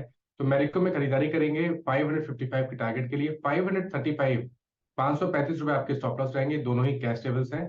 और मैरिको का 545 वाला कॉल ऑप्शन 6 रुपए 90 पैसे का ट्रेड हो रहा है, वहां पर खरीदारी करेंगे। 4 रुपए 90 पैसे का स्टॉप लॉस लगाएंगे और 11 रुपए के टारगेट सेट करेंगे 545 वाले कॉल ऑप्शन। ओके, 545 का कॉल ऑप्शन, ये भी आपके पास एक विकल्प है। और मैरिको फ्यूचर्स, ये भी आप बाय कर सकते हैं। ये हो गया जनाब हमारा एफएनओ सुपरस्टार आज का। 4 के चमत्कार ट्रेड पिक करेंगे रुचित के साथ। रुचित, क्या पिक कर रहे हैं आप? जी, आज का जो चार्ट्स का चमत्कार रहेगा वो है जीएनएफसी। प्रोबेबली अच्छा कंसोलिडेशन पिछले 1-1.5 हफ्ते में ये स्टॉक में देखा गया था, और एक फॉलिंग ट्रेंड लाइन का ब्रेकआउट ये स्टॉक ने आज के ट्रेडिंग सेशन में दिया। सेकेंडली, अगर आप वॉल्यूम्स देखेंगे तो जो डेली एवरेज वॉल्यूम्स होते हैं उससे कई बेहतर वॉल्यूम्स के साथ ये ब्रेकआउट आज आया है। हालांकि स्टॉक ऑलरेडी 4% ऊपर है, बट यहाँ से भी हमें लग रहा है कि स्टॉक में मोमेंटम और कंटिन्यू रहेगा। तो करंट लेवल्स पे 623-24 की रेंज में ये इसको खरीदारी करने की सलाह है। 612 के नीचे स्टॉप लॉस रख के 642 तक के टारगेट्स के लिए। ओके, चलिए फिर ये बात हो गई जीएनएफसी की। ध्यान रखिएगा, ये आप सिर्फ कैश में ले सकते हैं, बैन में है। हालांकि चांसेस है कि आज ये बैन से बाहर आ जाएगा, लेकिन देखते हैं वो शाम को जो फाइल अपडेट होगी उसमें पता चलेगा। आशीष महेश्वरी, मिड कैप फंडा क्या चूज किया आपने? जो स्टॉक मैंने सेलेक्ट किया है वो है बीएलएस इंटरनेशनल लिमिटेड। आज कंपनी के नतीजे भी आने वाले हैं, और यदि कंपनी के फंडामेंटल्स पर नजर डालें तो सबसे पहले जो वीजा और पासपोर्ट प्रोसेसिंग कंपनी है, करीब 46 कंट्रीज का वीजा और पासपोर्ट ये बीएलएस इंटरनेशनल प्रोसेस करता है। लास्ट ईयर जो इनका मुनाफा था करीब 111 करोड़ का था, और 3 तिमाहियों का जो प्रॉफिट है अकेला 125 करोड़ आ चुका है। और ये क्वार्टर में भी मेरा मानना है करीब 50 करोड़ का मुनाफा यहाँ आएगा। 10 करोड़ का शेयर कैपिटल है। लास्ट ईयर में 2 बोनस इशू कंपनी कर चुकी है 1:1 के। तो बिल्कुल रिजल्ट से पहले भी स्टॉकों पे बाय किया जा सकता है, और मुझे लगता है कि रिजल्ट के बाद में स्टॉक में और अपसाइड देखने को मिलेगी। आपके लिए एक इंटरेस्टिंग पीरियड और आ रहा है मिड कैप फंडा के तौर पर। चलिए, मार्केट का मोमेंटम आपकी स्क्रीन पर कैसा है आपको बता देते हैं। निफ्टी बैंक में वो जो चाल मजबूती की थी वो कायम है, 274 पॉइंट ऊपर अब इंडेक्स। लेकिन निफ्टी बार बार 18,300 की तरफ खिसक रहा है, लेकिन एकदम फ्लैट है, ज्यादा कुछ नहीं। स्टॉक स्पेसिफिक एक्शन अगर आप देखेंगे तो इंडेक्स में ज्यादा देखने को मिला है। आप अदानी ग्रुप देखिए, एशियन पेंट्स देखिए, एचयूएल देखिए, एनटीपीसी जैसे ट्रेड्स देखिए।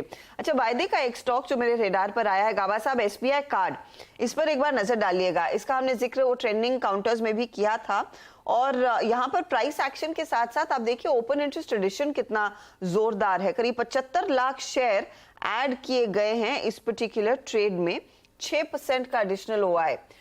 ये बताइए, यहां से अगर कोई खरीद रहा है 863 के लेवल्स पर, अगला टारगेट क्या रहेगा?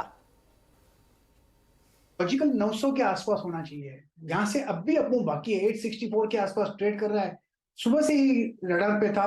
टॉप होना चाहिए 840 का, या 850 का कर देंगे तो भी चलेगा, लेकिन मोमेंटम है और तेजी पकड़ सकता है। फर्स्ट टारगेट 880, फिर 900, वहां तक जा सकता है। Yes, SBI card good. हिस्बेक का सुबह से अच्छा मूव देता हुआ, बहुत स्ट्रांग, बहुत स्टेबल। और इस बीच जरा आप लेकर आइए फार्मा स्पेस में ल्यूपिन। अब अगर आप फार्मा में आज की ओआई समरी को देखें, आई मीन एक इतना बड़ा इंसिडेंट हुआ है इस स्पेस में आज, और उसके अगेंस्ट जो स्टॉक हाई साइड पे फ्लो कर रहे हैं। Let's bring lupin. फार्मा में याद रखिएगा आज 4% बिल्डअप है with across the pharma space 1.2% का प्राइस डैमेज। और इक्का दुक्का स्टॉक जो चल रहे हैं उसमें ल्यूपिन शामिल है और इसमें शॉर्ट कवर हो रहा है। सुबह हल्का सा डिप आया था, थोड़ा माहौल फार्मा का खराब था, बट 0.3% अगर आप देखें डिक्लाइन हुआ ओपन इंटरेस्ट यहाँ पे। अब ये पूरा का पूरा जो कैंडल है आज की, याद रखिएगा ये कल की हायर शेडो में ट्रेवल करता है। और मानस इनफैक्ट अनुज परसों टिप्पणी कर भी रहे थे इसके बारे में, मुझे अच्छी तरीके से याद है। अब फाइनली ये वो जो 29 मार्च 2022 से लेकर अब तक का सप्लाई क्लस्टर है 760 से लेकर 780, उसको बार बार स्ट्राइक कर रहा है। आपका व्यू क्या होगा ल्यूपिन पे इस वक्त? कोई ऑप्शन पकड़े इसका क्या? देखिए, बहुत पॉजिटिव आउटलुक है। 3 दिन पहले जब 720 का स्तर ब्रीच हुआ था तभी इंडिकेशन आ गया था कि 40-50 रुपए का अपमूव देखने को मिलेगा, और करीब 40 रुपए का अपमूव वहां से देखने को मिल भी गया है। लेकिन पैटर्न तो अभी भी बहुत पॉजिटिव है वीरेंद्र जी, और मेरा समझना है कि जो वीकली चार्ट पे अगर आप जाएंगे तो वहां पर आपको एक इनवर्स सडेन पैटर्न दिखेगा, जिसका जो नेकलाइन है वो 790 रुपए पे है। तो 790 रुपए का ब्रेक होने का मतलब ये है कि स्टॉक में एक नया मूव शुरू होगा, जिसमें शायद 950 तक के स्तर भी देखने को मिल जाएंगे। बट वो थोड़ा सा लॉन्ग टर्म का व्यू है। ट्रेडिंग की जहां तक बात है, मेरे हिसाब से तो लुपिन में अभी भी खरीदारी करनी चाहिए। करंट लेवल्स पे अगर आप खरीदारी कर रहे हैं तो 754 के स्टॉप लॉस से आप खरीदारी कर सकते हैं। ऊपर की तरफ 790, 795 तक के स्तर देखने को मिल सकते हैं। ऑप्शन में अगर ट्रेड लेना है तो एट द मनी पे ही ध्यान रखिए। 760 वाला कॉल ऑप्शन ले सकते हैं, 17 रुपए पे ट्रेड हो रहा है। वहां पर आप 13 रुपए के स्टॉप लॉस से खरीदारी करिए और टारगेट 25 रुपए के रहेंगे। बिल्कुल, कल भी इसकी बात हुई थी और मैं नॉर्मली बहुत कम इंडिविजुअल स्टॉक्स पे कमेंट करता हूँ, लेकिन जैसे लास्ट ईयर मैंने एक इंडियन होटल्स के बारे में कहा था कि एक बहुत बड़ा मूव आने की तैयारी, ऐसे मुझे कल नंबर्स देखकर लग रहा था हर्षदा लुपिन में। और सिर्फ नंबर्स की बात नहीं है, ये पिछले 3-4 अनाउंसमेंट देखिए आप लुपिन के, जाकर पढ़िए उसको तो आपको पता चलेगा कि क्यों एकदम से इतना सेंटिमेंट चेंज हुआ है। 4 साल की लुपिन 4 साल की बेयर मार्केट रही है लुपिन में, और उसके बाद उनके फाइनली 2-3 प्रोडक्ट्स को एक अप्रूवल मिला है। और एक बड़ा प्रोडक्ट है उनका, वो मैं नाम भूल गया उसका, स्पीविया जेनरिक था शायद, उसका अगर अप्रूवल इनको मिल जाएगा तो ब्लॉकबस्टर प्रोडक्ट होगा। मैनेजमेंट बहुत स्ट्रांग है लुपिन की, और हमेशा इवन when पहले 3-4 क्वार्टर नंबर ख़राब थे तो भी मार्केट ने बेनिफिट ऑफ डाउट दिया था, लेकिन जब नंबर लगातार ख़राब आते गए तो स्टॉक गिरा था। इसका हाई था ऊपर में 1600 या 1700, 1600 या 1700 गया था ये। और हम डीवीएस की बात करते हैं, डीवीएस के बाद अगर second biggest wealth creator India में रहा 2003 के बाद, 2003 में ये स्टॉक हुआ करता था 8 या 9 रुपये, और वहाँ से फिर ये भागा था सीधा 1500-1600 तक। उस तरीके का इसने वेल्थ क्रिएट किया था। उसके बाद ऑब्वियसली प्रॉब्लम्स आई, हर कंपनी में आती है, और इसके लिए ये एक जो व्यू है वो इस चीज़ को लेकर है कि ये स्टॉक यहाँ से काफ़ी तेज़ भाग सकता है। बलरामपुर चीनी के नंबर्स आए थे, मेरे ख्याल ठीक ठाक ही थे, कुछ मतलब ऐसा कुछ नहीं है कि कोई तोड़ फोड़ थे या कुछ थे, ठीक ठाक। नहीं, मुनाफे में थोड़ा सा प्रेशर है अनुज, 250 करोड़ के आसपास का मुनाफा, लेकिन रेवेन्यू में 16% की ग्रोथ देखने को मिली है। ये 1500 करोड़ के काफ़ी करीब आ चुका है। एबिटा में 22% का इजाफा, और साथ ही साथ मार्जिन्स में हल्का सा इंप्रूवमेंट, तो 25.9% के मार्जिन्स 27% पर आए हैं। हल्की इंप्रूवमेंट है। अब प्रॉफिट पे दबाव क्यों है, होपफुली उस पर कुछ कंपनी खुलासा करती हुई दिखाई देगी, लेकिन ये फिलहाल आपके लिए नंबर्स यहाँ पर बलरामपुर चीनी के। ईयर ऑन ईयर हमने देखा है करीब 250 करोड़ के आसपास तक का प्रॉफिट आया है। स्टॉक आपके सामने करीब 7 रुपए ऊपर। चलिए अब थोड़ा सा फोकस कल आने वाले नतीजों पर, और कल के लिए दिन बड़ा, टाटा मोटर्स के नतीजे आएंगे, और आपको याद होगा इस पूरे हफ्ते की शुरुआत से हम टाटा मोटर्स के नंबर्स आएंगे काफ़ी दफ़ा कह भी रहे थे। अब क्या एक्सपेक्टेड है, पोल क्या कहता है? दीपाली हमारे साथ है। दीपाली, क्या उम्मीद करें, क्योंकि इस स्टॉक में इस हफ्ते थोड़ा सा मोमेंटम लौटता हुआ दिखाई दिया है। हर्षदा, देखिए जेएलआर का जलवा बरकरार है और इसीलिए ये स्टॉक दिसंबर लो से 23% चल चुका है और 52 वीक हाइस के नजदीक है, और जेएलआर की परफॉर्मेंस ही इस बार के अर्निंग्स पर हावी रहेगी और नंबर्स अच्छे एक्सपेक्टेड हैं। पहले मैं कंसोलिडेटेड बेसिस पे नंबर्स बता दूं, जो रेवेन्यू है वो 1,06,000 करोड़ के आसपास आ सकता है। यहाँ पर आप ऑलमोस्ट 25 to 30% की ग्रोथ देख सकते हैं। मुनाफे में मल्टीफोल्ड जंप आपको दिखाई देगा, 4,685 करोड़ का मुनाफा रह सकता है कंसोलिडेटेड बेसिस पे। ऑपरेटिंग प्रॉफिट मार्जिन 11% से बढ़कर 13% पर रह सकते हैं और एबिटा में भी 60% की ग्रोथ रहेगी। अभी नंबर्स कंसोलिडेटेड बेसिस पे इसलिए स्ट्रांग दिख रहे हैं क्योंकि क्वार्टर 4 में जेएलआर की जो परफॉर्मेंस रही है, जो सेल्स रही हैं वो काफी स्ट्रांग रही हैं, जो वॉल्यूम्स है वहां पर 24% की ग्रोथ रही है इस क्वार्टर में। साथ ही जो रियलाइजेशंस हैं वो भी एक्सपेक्टेड है कि वाई बेसिस पे 24% के आसपास बढ़ते हुए दिखाई देंगे। तो बेटर सेल्स, बेटर रियलाइजेशंस की वजह से जो ओवरऑल जेएलआर के पाउंड टर्म्स में जो रेवेन्यू है वहां पर 53% की ग्रोथ एक्सपेक्टेड है। इनफैक्ट जेएलआर के परफॉर्मेंस के अलावा अगर आप डोमेस्टिक परफॉर्मेंस भी देखेंगे तो वो भी अच्छी रहने की पॉसिबिलिटी है क्योंकि क्वार्टर 4 में जो वॉल्यूम्स हैं वो 3.4% इंप्रूव होने की पॉसिबिलिटी है वाई बेसिस पे। रियलाइजेशंस इंप्रूव इसलिए होंगे क्योंकि पैसेंजर सेगमेंट के साथ साथ जो medium heavy commercial vehicle segment है उसने भी अच्छा परफॉर्म किया है। प्राइस हाइक भी कंपनी ने की है तो उसका बेनिफिट भी आता हुआ दिखाई देगा। ओवरऑल एक्सपेक्टेशंस है कि जो इंडिया का पैसेंजर व्हीकल रेवेन्यू है वहां पर 7% की ग्रोथ आ सकती है। नंबर्स के साथ साथ इंपॉर्टेंट है कमेंट्री। ऑल्दो कंपनी ने प्रीवियस कमेंट्रीज में ये कहा है कि FY25 तक वो net cash positive balance maintain करेंगे, साथ ही साथ वो कॉस्ट काफी कम कर रहे हैं अपने मार्जिन्स को इंप्रूव करने के लिए। लेकिन एक इंपॉर्टेंट चीज ये रिपोर्ट्स हैं कि इस बार के अर्निंग्स के साथ साथ कंपनी डिविडेंड अनाउंस कर सकती है और अगर ऐसा हुआ तो 6 साल बाद कंपनी डिविडेंड देगी क्योंकि प्रीवियस जो डिविडेंड टाटा मोटर्स की ओर से आया था वो 2016 में आया था। अच्छा, इस पे बात करें इससे पहले बार मार्केट देखिए, एकदम से निफ्टी में एक शार्प नॉक, बहुत शार्प नॉक। निफ्टी अब 40 पॉइंट नीचे आया और ये एकदम से शायद 3 PM मूव की तैयारी हुई और बैंक निफ्टी भी देखिए वो लगातार उस 43,500 600 जोन में अटक रहा था और इसके लिए एकदम से यहाँ पर भी नॉक। और obviously Larsen and Toubro fresh intraday low लगाया उसने, लेकिन 2-3 स्टॉक्स जहाँ पर प्रेशर है। रिलायंस देखिए एक बार, रिलायंस का चार्ट लेकर आइए इंट्राडे जरा। ये मुझे लग रहा है पूरी की पूरी डिक्लाइन जो है रिलायंस की वजह से। इनफैक्ट एक बार निफ्टी के कंट्रीब्यूशन देख लेते हैं।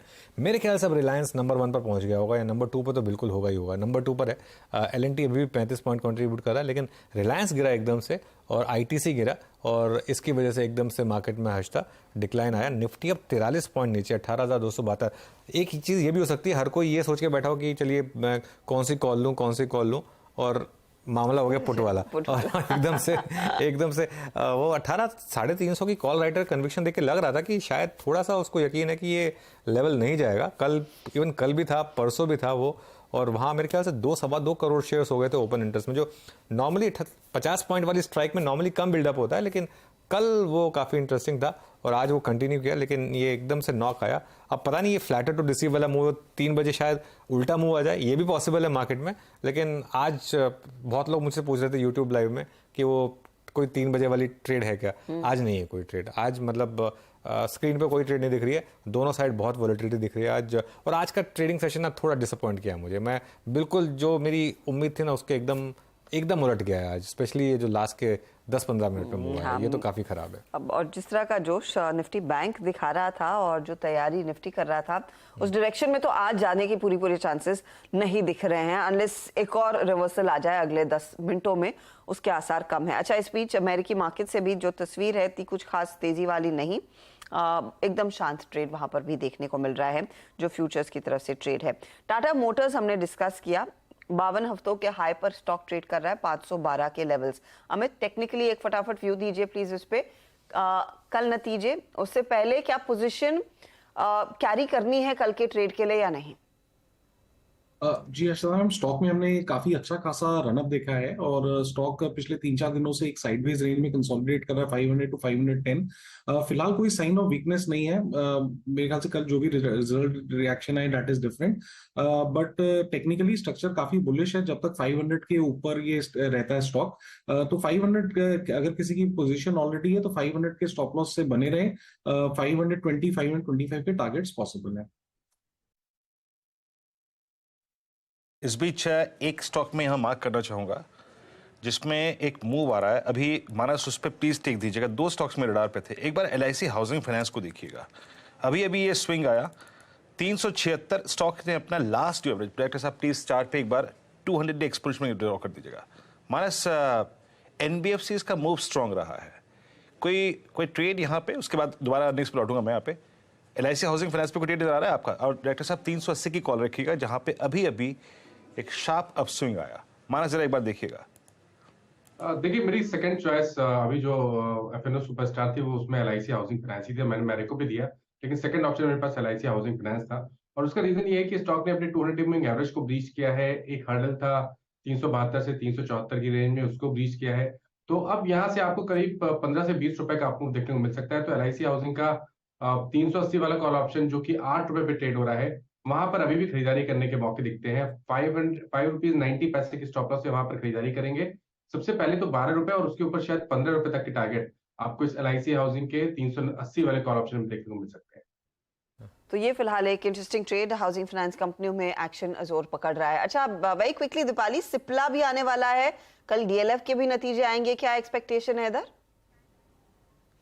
सिप्ला के नंबर्स मिक्स्ड रह सकते हैं। रेवेन्यू 3% घट सकता है सीक्वेंशियल बेसिस पे। पहले मैं बता दूं नंबर्स, एबिटा 1215 करोड़ के आसपास रहेगा, ये भी कम होगा, यानी 1407 करोड़ के आसपास का एबिटा पिछले क्वार्टर में कंपनी का रहा था। मार्जिन्स 21% के आसपास रह सकते हैं, 24.2% से घटकर, और प्रॉफिट भी 3% नीचे रहेगा। सीक्वेंशियल बेसिस पे नंबर्स कमजोर दिख रहे हैं, ऑल्दो अगर आप YY पिक्चर देखेंगे तो थोड़ी सी बेटर आपको दिखाई देगी, क्योंकि पिछले साल इसी क्वार्टर में कंपनी के नंबर्स खराब रहे थे। मार्केटिंग एक्सपेंडिचर कंपनी के बढ़े थे, R&D कॉस्ट बढ़ी थी, जिसकी वजह से मार्जिन्स पे सीधे एक डेंट आया था। इसीलिए YY बेसिस पे नंबर्स आपको थोड़े से बेटर दिखाई देंगे, क्योंकि मार्जिन्स 21% के आसपास एक्सपेक्टेड हैं। अब इंपॉर्टेंट रहेगा कि किस तरीके के US सेल्स नंबर्स आ सकते हैं। ऑल्दो एक्सपेक्टेशंस हैं कि जो एस्टिमेट्स हैं वो $185 मिलियन से लेकर $214 मिलियन तक के US रेवेन्यूज रह सकते हैं। जो कैंसर ड्रग है रेव लिमिट, उसकी सेल्स अच्छी रहेंगी, लेकिन जो इनहेलर है एल्बिटोरॉल, उसका मार्केट शेयर घटा है। तो एक मिक्स परफॉर्मेंस आप US से एक्सपेक्ट कर सकते हैं। डोमेस्टिक बिजनेस बेनिफिट कर सकता है, कोल्ड एंड कफ क्योंकि काफी रहा है इस क्वार्टर में, तो उस दवा की काफी सेल्स हुई, जिसका फायदा सिप्ला को मिलेगा। नंबर्स के साथ साथ इंपॉर्टेंट रहेगी कमेंट्री गोवा पीतमपुर फैसिलिटी को लेकर, साथ ही साथ आगे के और लॉन्चेस कंपनी क्या प्लान कर रही है, स्पेशली एब्रेक्सन और एडवेयर जेनरिक को लेकर क्या तैयारी है, ये इंपॉर्टेंट रहेगा।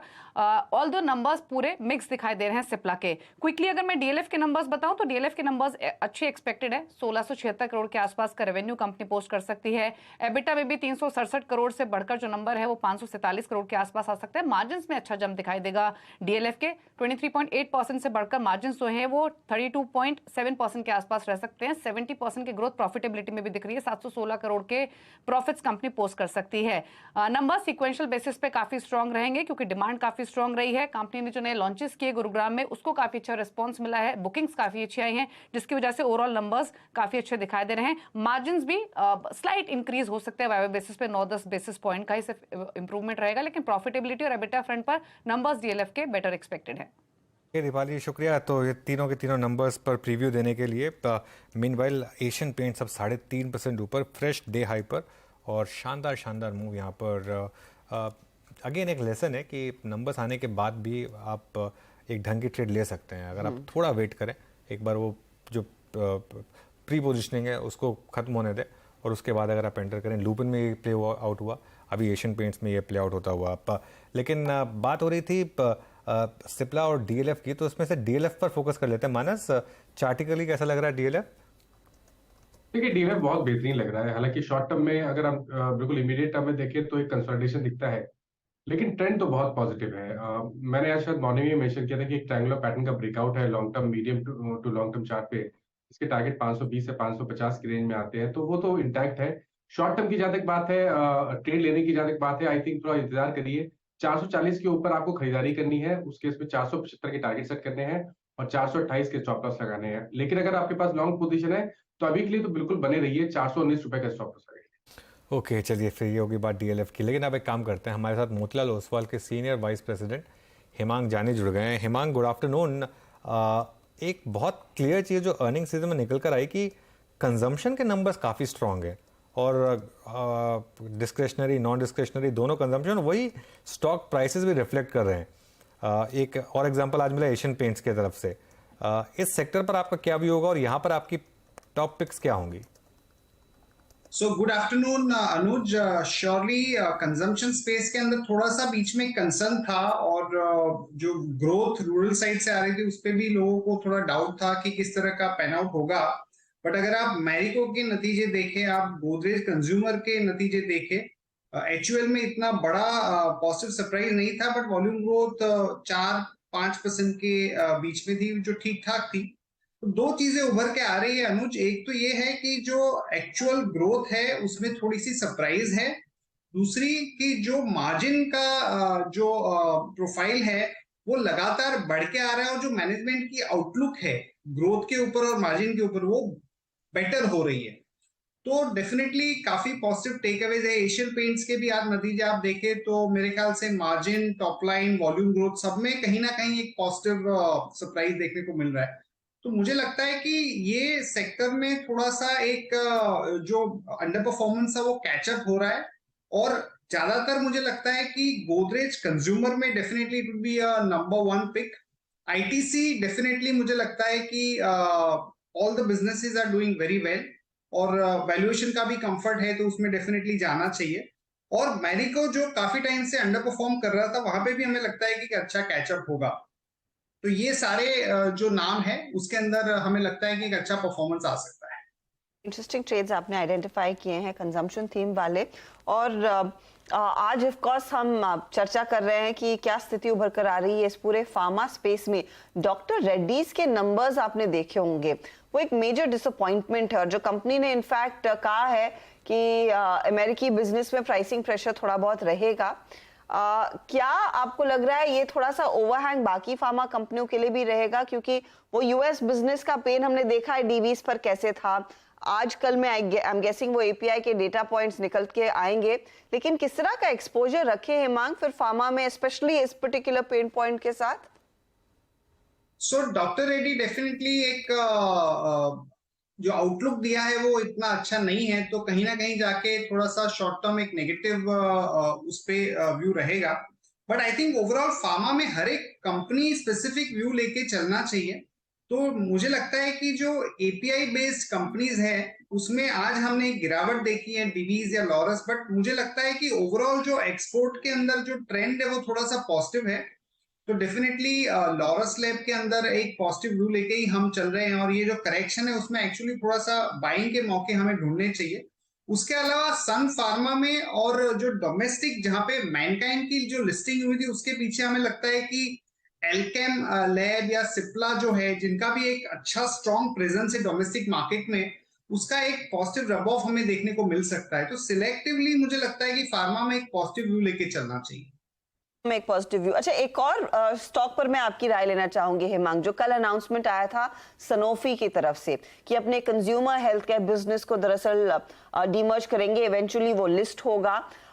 किस तरह की अपॉर्चुनिटीज लार्जली उभर कर आ सकती है, क्योंकि कंपनी का बेसिक प्रीमाइस इस डिसीजन के पीछे है वैल्यू अनलॉकिंग का। क्या वैल्यू है उनके कंज्यूमर प्रोडक्ट्स की? एलेग्रा मैं जानती हूँ, I am like I survive on that particular product, लेकिन कॉम्बी फ्लैम है, एविल है, तो बेटर बहुत वेल नोन और प्रोमिनेंट ब्रांड्स हैं, लेकिन किस तरह की वैल्यू अनलॉकिंग रफली अगर एक निवेशक को एक कॉल लेना है? तो मुझे लगता है कि डेफिनेटली एक बड़ा इंपॉर्टेंट डेवलपमेंट है और एक आपको एग्जांपल देना चाहूंगा कि स्मिथलिन बीकैम का एक कंपनी जो हुआ करती थी जिसका फार्मा और कंज्यूमर बिजनेस था और कहीं पे उन्होंने अपना जो कंज्यूमर बिजनेस है वो HUL को दे दिया था और बहुत बड़ी अनलॉकिंग हुई थी कंपनी के अंदर। हालांकि सनोफी के जो कंज्यूमर प्रोडक्ट्स के जो ब्रांड्स है और उसका जो वैल्यूएशन है वो थोड़ा अलग होगा, बट मुझे लगता है कि इस तरह के डेवलपमेंट्स में एक बहुत बड़ा रीरेटिंग का स्कोप बनता ही है। और टिपिकली एमएनसी फर्म का ये भी होता है कि जब ये ट्रांजैक्शन होता है तो या तो डिविडेंड के तौर पे या एक बायबैक के तौर पे एक अच्छा सा शेयर होल्डर्स को भी बेनिफिट मिलता है। तो I don't have the exact value of the consumer business, but definitely मुझे लगता है कि एक बड़ा पॉजिटिव डेवलपमेंट है कंपनी के लिए। अच्छा हेमांग जी, आपसे बात करते करते स्क्रीन पे इंडिगो इस दौर के हाईएस्ट क्लस्टर पे ऑलमोस्ट 52 वीक हाई और ऑल टाइम अगर हाई मैं इसका क्लोजिंग बेसिस पे देखूं तो इट्स आई थिंक 2304 और इंट्राडे बेसिस पे करीब 2376। अभी ये जो एयर टर्बुलेंस चल रही है इस वक्त, ऐसे में एक strong stable and with strong market share player हमारे पास ये भी है, यही है।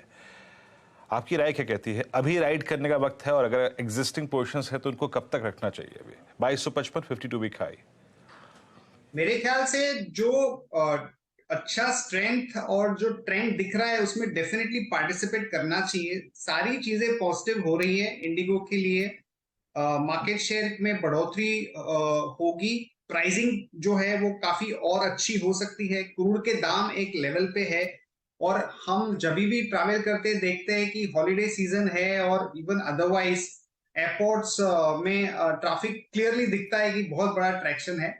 तो मुझे लगता है कि ये एक ऐसा यूनिक पोजीशनिंग है इंडिगो का जहां पे इसका बहुत बड़ा बेनिफिट और री-रेटिंग का केस बन सकता है।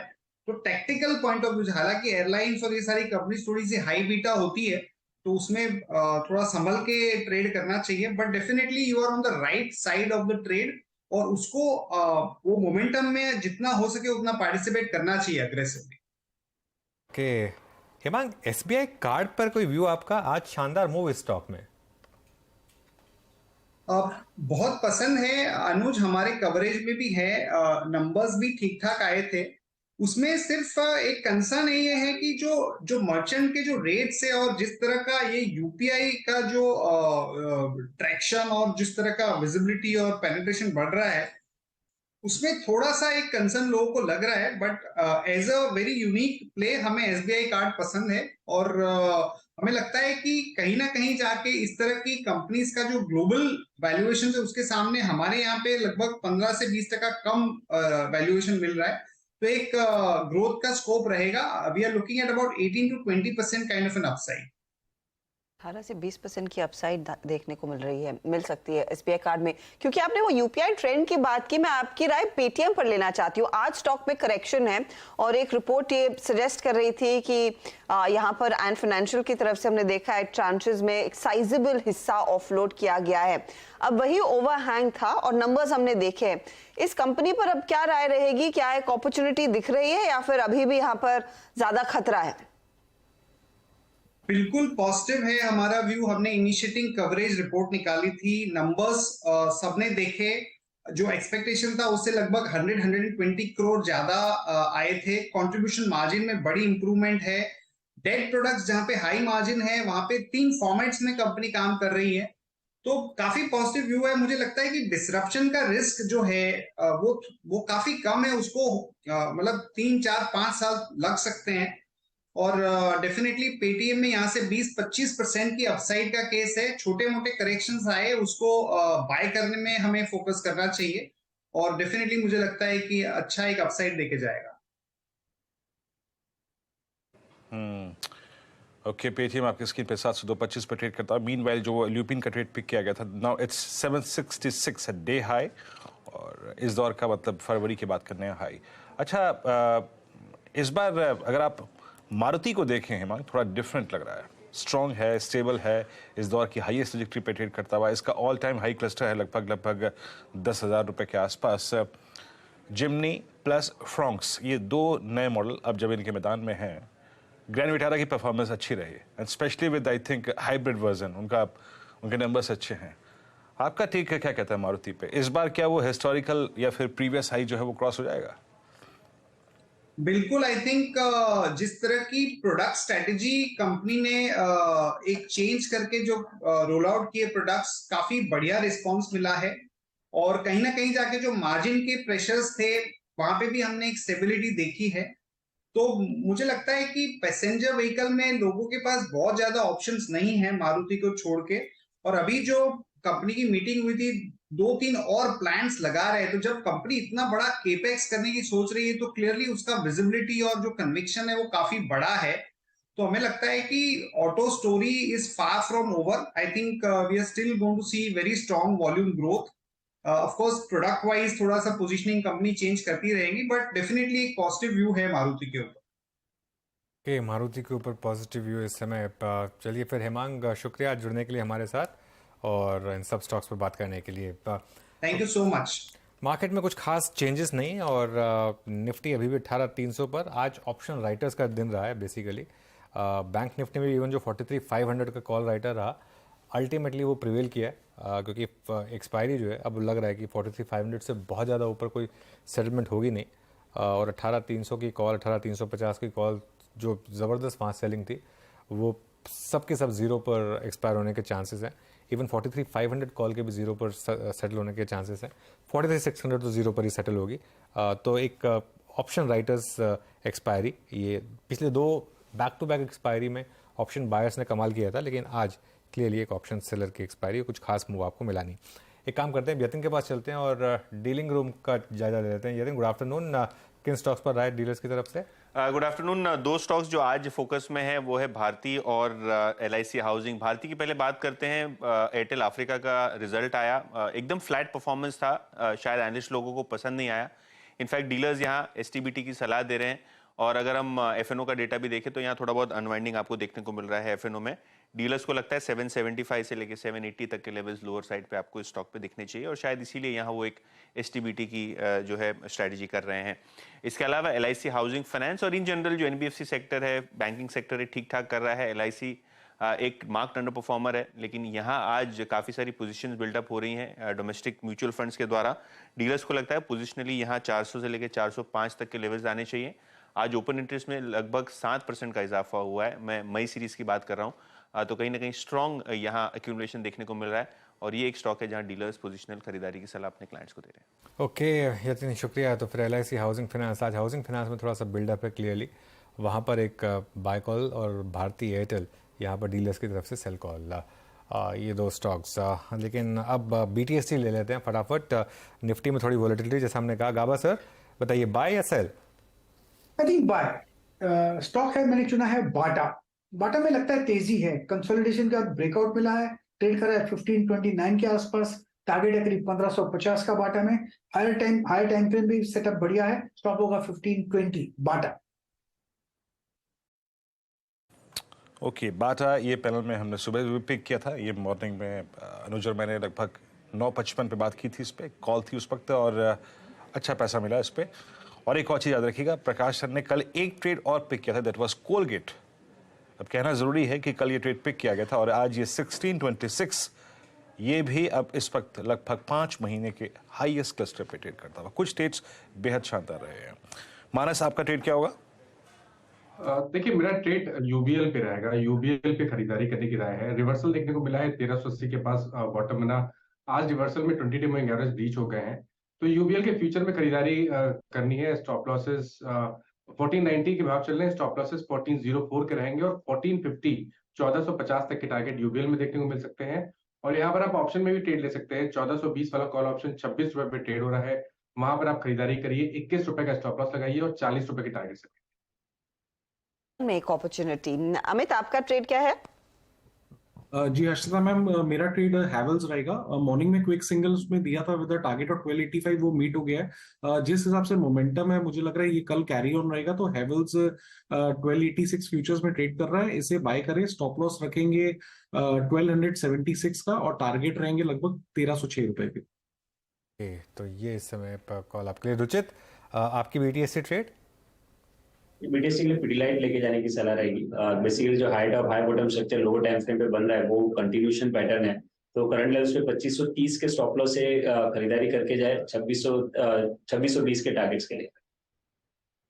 2630 के टारगेट के लिए पिडिलाइट में भी तेजी का मूव आप सजेस्ट कर रहे हैं। समित, आप क्या पिक करेंगे?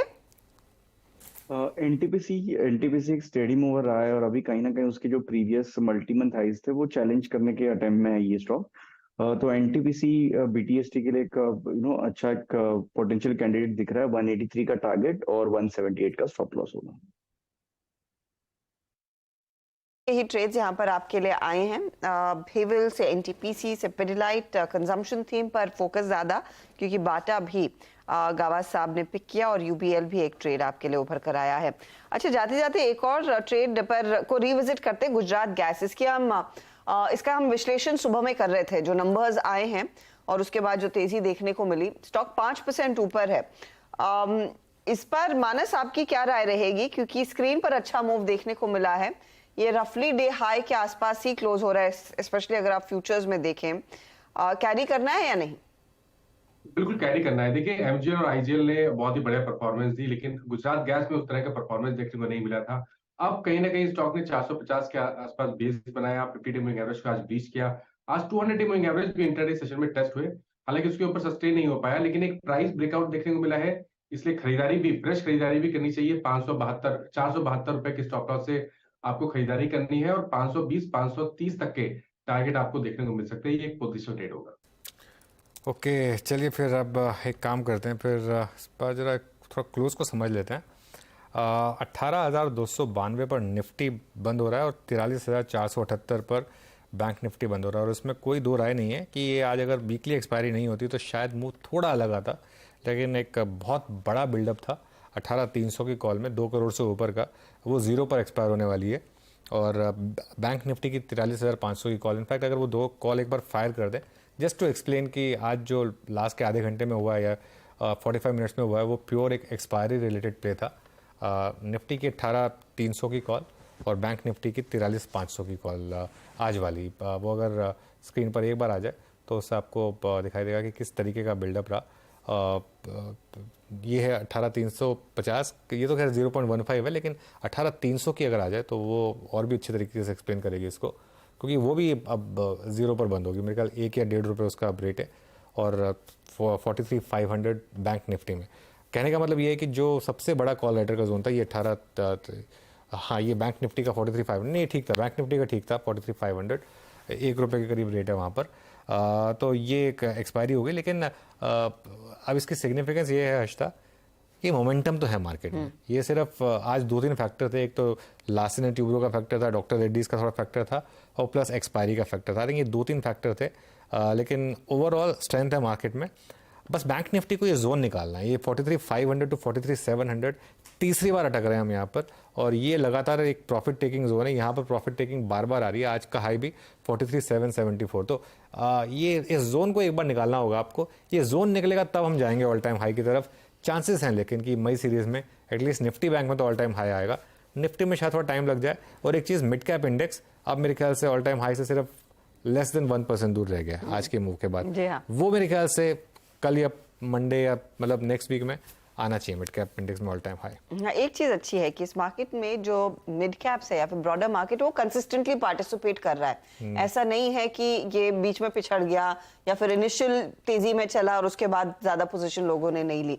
वहां पर लोग लगातार तेजी के हाथ जोड़ रहे हैं। बिल्कुल, ये ना मैं जब छुट्टी पर गया था अपने, उससे पहले मैंने वो डेटा प्रेजेंट किया था कि ब्रॉडर मार्केट में कितना पेन और 800 स्टॉक 52 वीक लो पर थे। और नॉर्मली वही एक मौका होता है जहां से वो घूमते हैं। और उसके बाद मिड कैप इंडेक्स देखिए 1 या 2 दिन भी ऐसे नहीं आए जिसमें ये गिरा हो, मतलब लगातार एक आध दिन आया होगा मैक्सिमम जिसमें मिड कैप इंडेक्स बहुत मामूली गिरा, वो भी बहुत मामूली। उसके अलावा और खाली मिड कैप इंडेक्स नहीं, आप स्मॉल कैप इंडेक्स देखिए, निफ्टी जूनियर देखिए, मार्केट ब्रेड देखिए, पिछले कई दिनों की लोगों के पोर्टफोलियो रिपेयर हुए हैं बहुत शानदार तरीके से। और वो कंप्लेन जो थे कि हमको तो रैली ने कुछ नहीं दिया, वो नहीं रहा होगा। बस इस रैली में लोग पार्टिसिपेट नहीं कर पाए, लेकिन एटलीस्ट जो पहले के स्टॉक लिए हुए होंगे एटलीस्ट वो रिपेयर हो गए इस मिड कैप रैली से। तो टच वुड कि ये सिलसिला जारी रहे।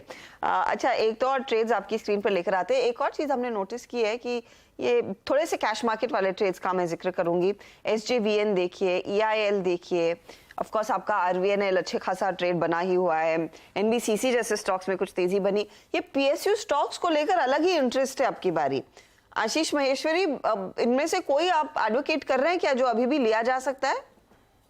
बिल्कुल, इंजीनियर्स इंडिया हाँ यहाँ पर मेरा फेवरेट पिक है और बिल्कुल 99 रुपीज के आसपास इसमें काफी वैल्यू नजर आती है। और 102 या 103 का ही इसने हाई बनाया था, तो उसके बाद से मुझे लगता है कि थोड़ा सा मुनाफा वसूली पे जब भी ये मौका मिले स्टॉक को ऐड करना चाहिए। काफी बेहतरीन नंबर्स इस क्वार्टर में इंजीनियर्स इंडिया के आएंगे। और जो जैसे डेवलपमेंट है कि OMC के भी जो 50,000 करोड़ के इक्विटी गवर्नमेंट डाल रही है, उसके भी जो सबसे ज्यादा प्रोजेक्ट्स मिलने वाले हैं वो इंजीनियर्स इंडिया को मिलने वाले हैं। ऑलरेडी 3 साल की उनकी ऑर्डर बुक फुल है और इस क्वार्टरली नंबर का आने का इंतजार करिए, बेहतरीन रिटर्न देगा इंजीनियर से।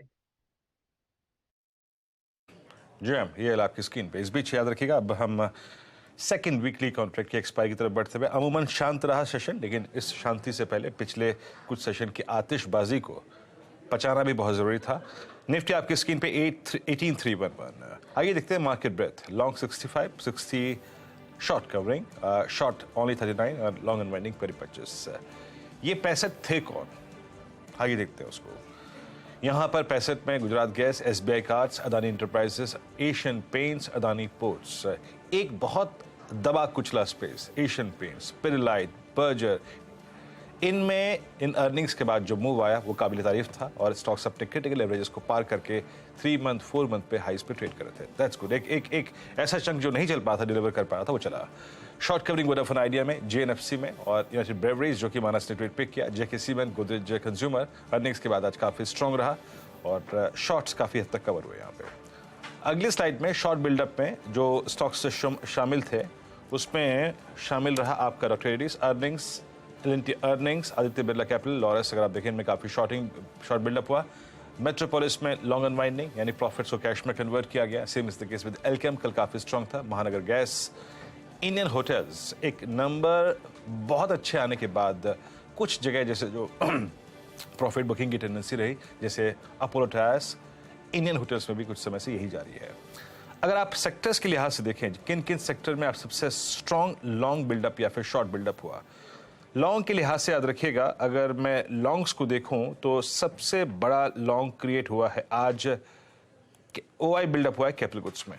अब आप कहेंगे कि एल&टी तो डिसअपॉइंटमेंट था, but on the higher side Polycab, Siemens 12%, 17%, ABB 3.1% और हेवल्स याद रखिएगा इस दौर की हाईएस्ट ट्रैजेक्टरी के आसपास क्लोज होता हुआ 4.6% का एडिशन।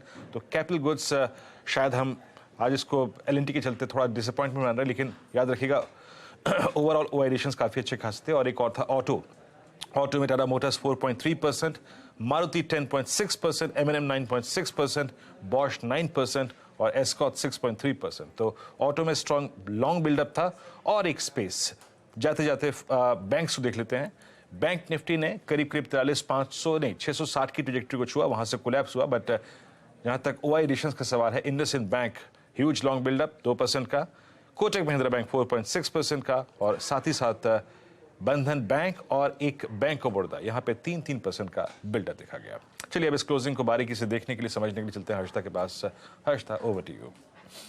अब बीरू 3 मिनट बचे हैं, लेकिन वाकई में आज बहुत जल्दी ये आखिरी 1.5 घंटा बीता। एक स्टॉक हिंदुस्तान एरोनॉटिक्स पर एक व्यू ले लेते हैं, कंसिडरिंग कल इस पर वो एमएससीआई का वर्डिक्ट आ जाएगा कि कितना वेट बढ़ रहा है, इंक्लूजन के बाद कितना फ्लो आ सकता है। जाते जाते वेरी क्विक कॉल, मानस 3019 पर है स्टॉक आज। तो बिल्कुल बीटीएसटी कॉल भी की तरह भी ले सकते हैं और पोजिशनल ट्रेड भी लेना चाहिए। मेरे हिसाब से 2980 के स्टॉप लॉस से यहाँ पर खरीदारी करनी है। फ्रेश ब्रेकआउट देखने को मिलेगा 3050 के ऊपर, बट चांसेस ज्यादा हैं कि 3100 रुपए के तक के स्टॉक आपको लेवल्स दिखा दे। तो हाल एक इंटरेस्टिंग ट्रेड, हाल कोटक जैसे स्टॉक्स रेडार पर रहेंगे। देखते हैं यहाँ पर क्या वर्डिक्ट निकल कर आता है। कल जब हम सुबह में मिलेंगे एमएससीआई इंडेक्स तब तक अपना खुलासा कर चुका होगा। लेकिन मार्केट का हाल आपकी स्क्रीन पर आ जाएगा। एडवांस डिक्लाइन रेशियो आज तेजी में है। निफ्टी बैंक पूरे जोश में था, 200 पॉइंट से ज्यादा की बढ़त पर हम जाकर क्लोज होते हुए देखेंगे। 43,532 के लेवल्स देखने को मिल रहे हैं। निफ्टी आज थोड़ा सा शांत रहा, करीब 4 पॉइंट की गिरावट पर एकदम फ्लैट क्लोज दिखा रहा है। निफ्टी आईटी की तरफ से आप देखिएगा करीब 19 से 20 अंकों की बढ़त देखने को मिल रही है। लेकिन एफएमसीजी स्टॉक्स आपकी स्क्रीन पर लेकर आएंगे और एफएमसीजी इंडेक्स देखिएगा, क्योंकि वहां पर बड़ा मूव आया है 226 पॉइंट का। एक बड़ा move of course Marico, HUL जैसे ट्रेड से बनता हुआ दिखाई दिया। मेरे ख्याल में आज आईटीसी में भी कुछ खरीदारी देखने को मिली, लेकिन आज दिन का जो सबसे बड़ा परफॉर्मर है वो है एशियन पेंट। कंसिडरिंग नतीजे आए और नतीजे दमदार थे, देखते ही देखते 3100 के ऊपर निकला वो काउंटर, पूरे 100 रुपए के गेंस यहाँ पर बने हैं। 3% की तेजी पर ये जाकर टिकता हुआ। इसके साथ ही 2-3 और स्टॉक्स जो आज सबसे ज्यादा चर्चा में रहे हैं वो आपकी स्क्रीन पर रखते हैं। एक ऑफ कोर्स एल&टी, जहां पर नतीजों ने निराश किया। स्टॉक आज करीब 5% के नुकसान पर जाकर टिक रहा है। डॉक्टर रेड्डीज की तरफ से भी एक झटका ही लगा है, 7% तक का डिप इधर देखा गया। तो ये 2 स्टॉक्स जहां पर हमने देखा है प्रेशर। और ऑफ कोर्स सनोफी, जिसकी हम बात भी कर रहे थे, स्टॉक ऑफ द डे में करीब 8 से 9% तक के गेंस आज इंट्राडे में ये काउंटर अपने नाम करता हुआ दिखाई दे रहा है। तो ये कुछ काउंटर्स थे जहां पर ट्रैक्शन, लेकिन साथ ही लॉरिस लैब जैसे काउंटर्स, डीवीज जैसे काउंटर्स में आज थोड़ी सी सुगबुगाहट थी कि क्या होगा यहाँ पर एपीआई डेटा के लिहाज से, जिसका इंतजार मार्केट भर कर रहा है। आपको याद होगा पिछली बार जब ये डेटा आया था तो डीवीज में एक बड़ा मूव देखने को मिला था उसके अगले दिन। तो देखते हैं आज और कल में स्टॉक्स किस तरह के रिटर्न्स आपको कमाकर दिखाते हैं। कुल मिलाकर आज का दिन इंडेक्स वाइज चाहे वो मिड कैप हो, निफ्टी बैंक हो, बेहतर रहा है। निफ्टी ने थोड़ा सा आज आराम फरमाया है। लेकर आते हैं आपके लिए हीट मैप, जहां पर आपको क्लियर दिखेगा कि कहां पर तेजी और कहां पर मंदी। तो लार्जली आप देखिए तेजी की तरफ मार्केट था, लेकिन कुछ स्टॉक्स ने ड्रैग किया। एलएनटी जिसका हम जिक्र कर चुके हैं, हिंडाल्को, डॉक्टर रेड्डीज ये दबाव में, जेएसडब्ल्यू स्टील, आईटीसी इवेंचुअली 1% नीचे आ रहा है। आयशा, इंफोसिस, रिलायंस इंडस्ट्रीज का साथ नहीं मिला आज और वो फिलहाल दबाव में मार्केट को भी लेकर आया। अदानी ग्रुप शेयरों में तेजी थी। एशियन पेंट आज का सबसे बड़ा परफॉर्मर साबित हुआ है। नतीजों के बाद बम्पर तेजी देखने को मिली है। एचयूएल में अच्छी खासी बढ़त देखी गई। एनटीपीसी, एक बीटीएसटी ट्रेड आपने सुना कुछ देर पहले। अल्ट्राटेक सीमेंट, ये सीमेंट कंपनियों में आज हमने देखा है कि इंटरेस्ट बनता हुआ दिखाई दिया था, खरीदारी देखी गई। मारुति एक और सत्र जहां पर 1% के गेंस देखने को मिले हैं। सनफार्मा में फॉलो थ्रू, यूपीएल में आज फिर खरीदारी लौटती हुई दिखाई दी। टाइटन जैसे ट्रेड जहां पर हमने देखा है चमक है। और सरकारी बैंकों में आप देखिए IndusInd, axis, ICICI bank, Kotak Mahindra bank, ये कुछ तेजी वाले काउंटर्स थे। एचडीएफसी बैंक भी इसमें शामिल है, जहां पर हमने देखा ट्रेंड कुछ मजबूती का बनता हुआ दिखाई दिया। एसबीआई में भी थोड़ा सा रिलीफ रहा है आज, इसीलिए ओवरऑल निफ्टी बैंक भी आज चाल इसकी काफी बेहतर थी। कुल मिलाकर 18,300 पर गाड़ी जाकर रुकी है। 18,400 के जितने करीब हम जाते हैं वहां पर थोड़ी बहुत मुनाफा वसूली आना शुरू होती है। तो ये फिलहाल है आज आपके लिए क्लोजिंग। निफ्टी एकदम फ्लैट, लेकिन निफ्टी बैंक में अच्छा डिसेंट मोमेंटम देखने को मिला। चलिए फटाफट से लेकर आते हैं सीधा सौदा में क्या अपडेट्स निकल कर आए हैं आशीष और नीरज की तरफ से। रत्नामनी मेटल्स नतीजे अच्छे तो 5% ऊपर। गुजरात गैस पर हमने देखा करीब 5% के गेंस। एलएनटी का झटका जरूर लगा, लेकिन अगर आपने शॉर्ट किया तो आपके हाथ फायदा। इंडोस्टार तेजी की तरफ रहा। अब आते हैं नीरज के टॉप परफॉर्मर्स पर। हिंदुस्तान एडिसिव्स इन्होंने पिक किया। एचयूएल इनके पोर्टफोलियो में शामिल। एचपीसीएल पर भी एक तेजी का व्यू और इंडस टावर पर भी नजरें, क्योंकि ये शायद एक्सक्लूड हो सकता है एमएससीआई इंडेक्स से, तो वहां पर उसका थोड़ा सा भार देखने को जरूर मिला। बिल्कुल। चलिए फिर एक और वीकली कॉन्ट्रैक्ट समाप्त और कल फ्राइडे और उसके बाद वीकेंड। तो फिर देखते हैं कल इसको क्रॉस करेंगे, यानी 18,300 350 के जोन को और 43,500 बैंक निफ्टी पर। वीरो जी हाँ, खूबसूरत शुक्रवार का रहेगा इंतजार। कल सुबह मुलाकात होगी फिर से मॉर्निंग कॉल में। हर्षता मेरी, नीरज जी की और आशीष की, और उसके बाद मुनाफे की तैयारी में अनुज और आशीष। नमस्कार।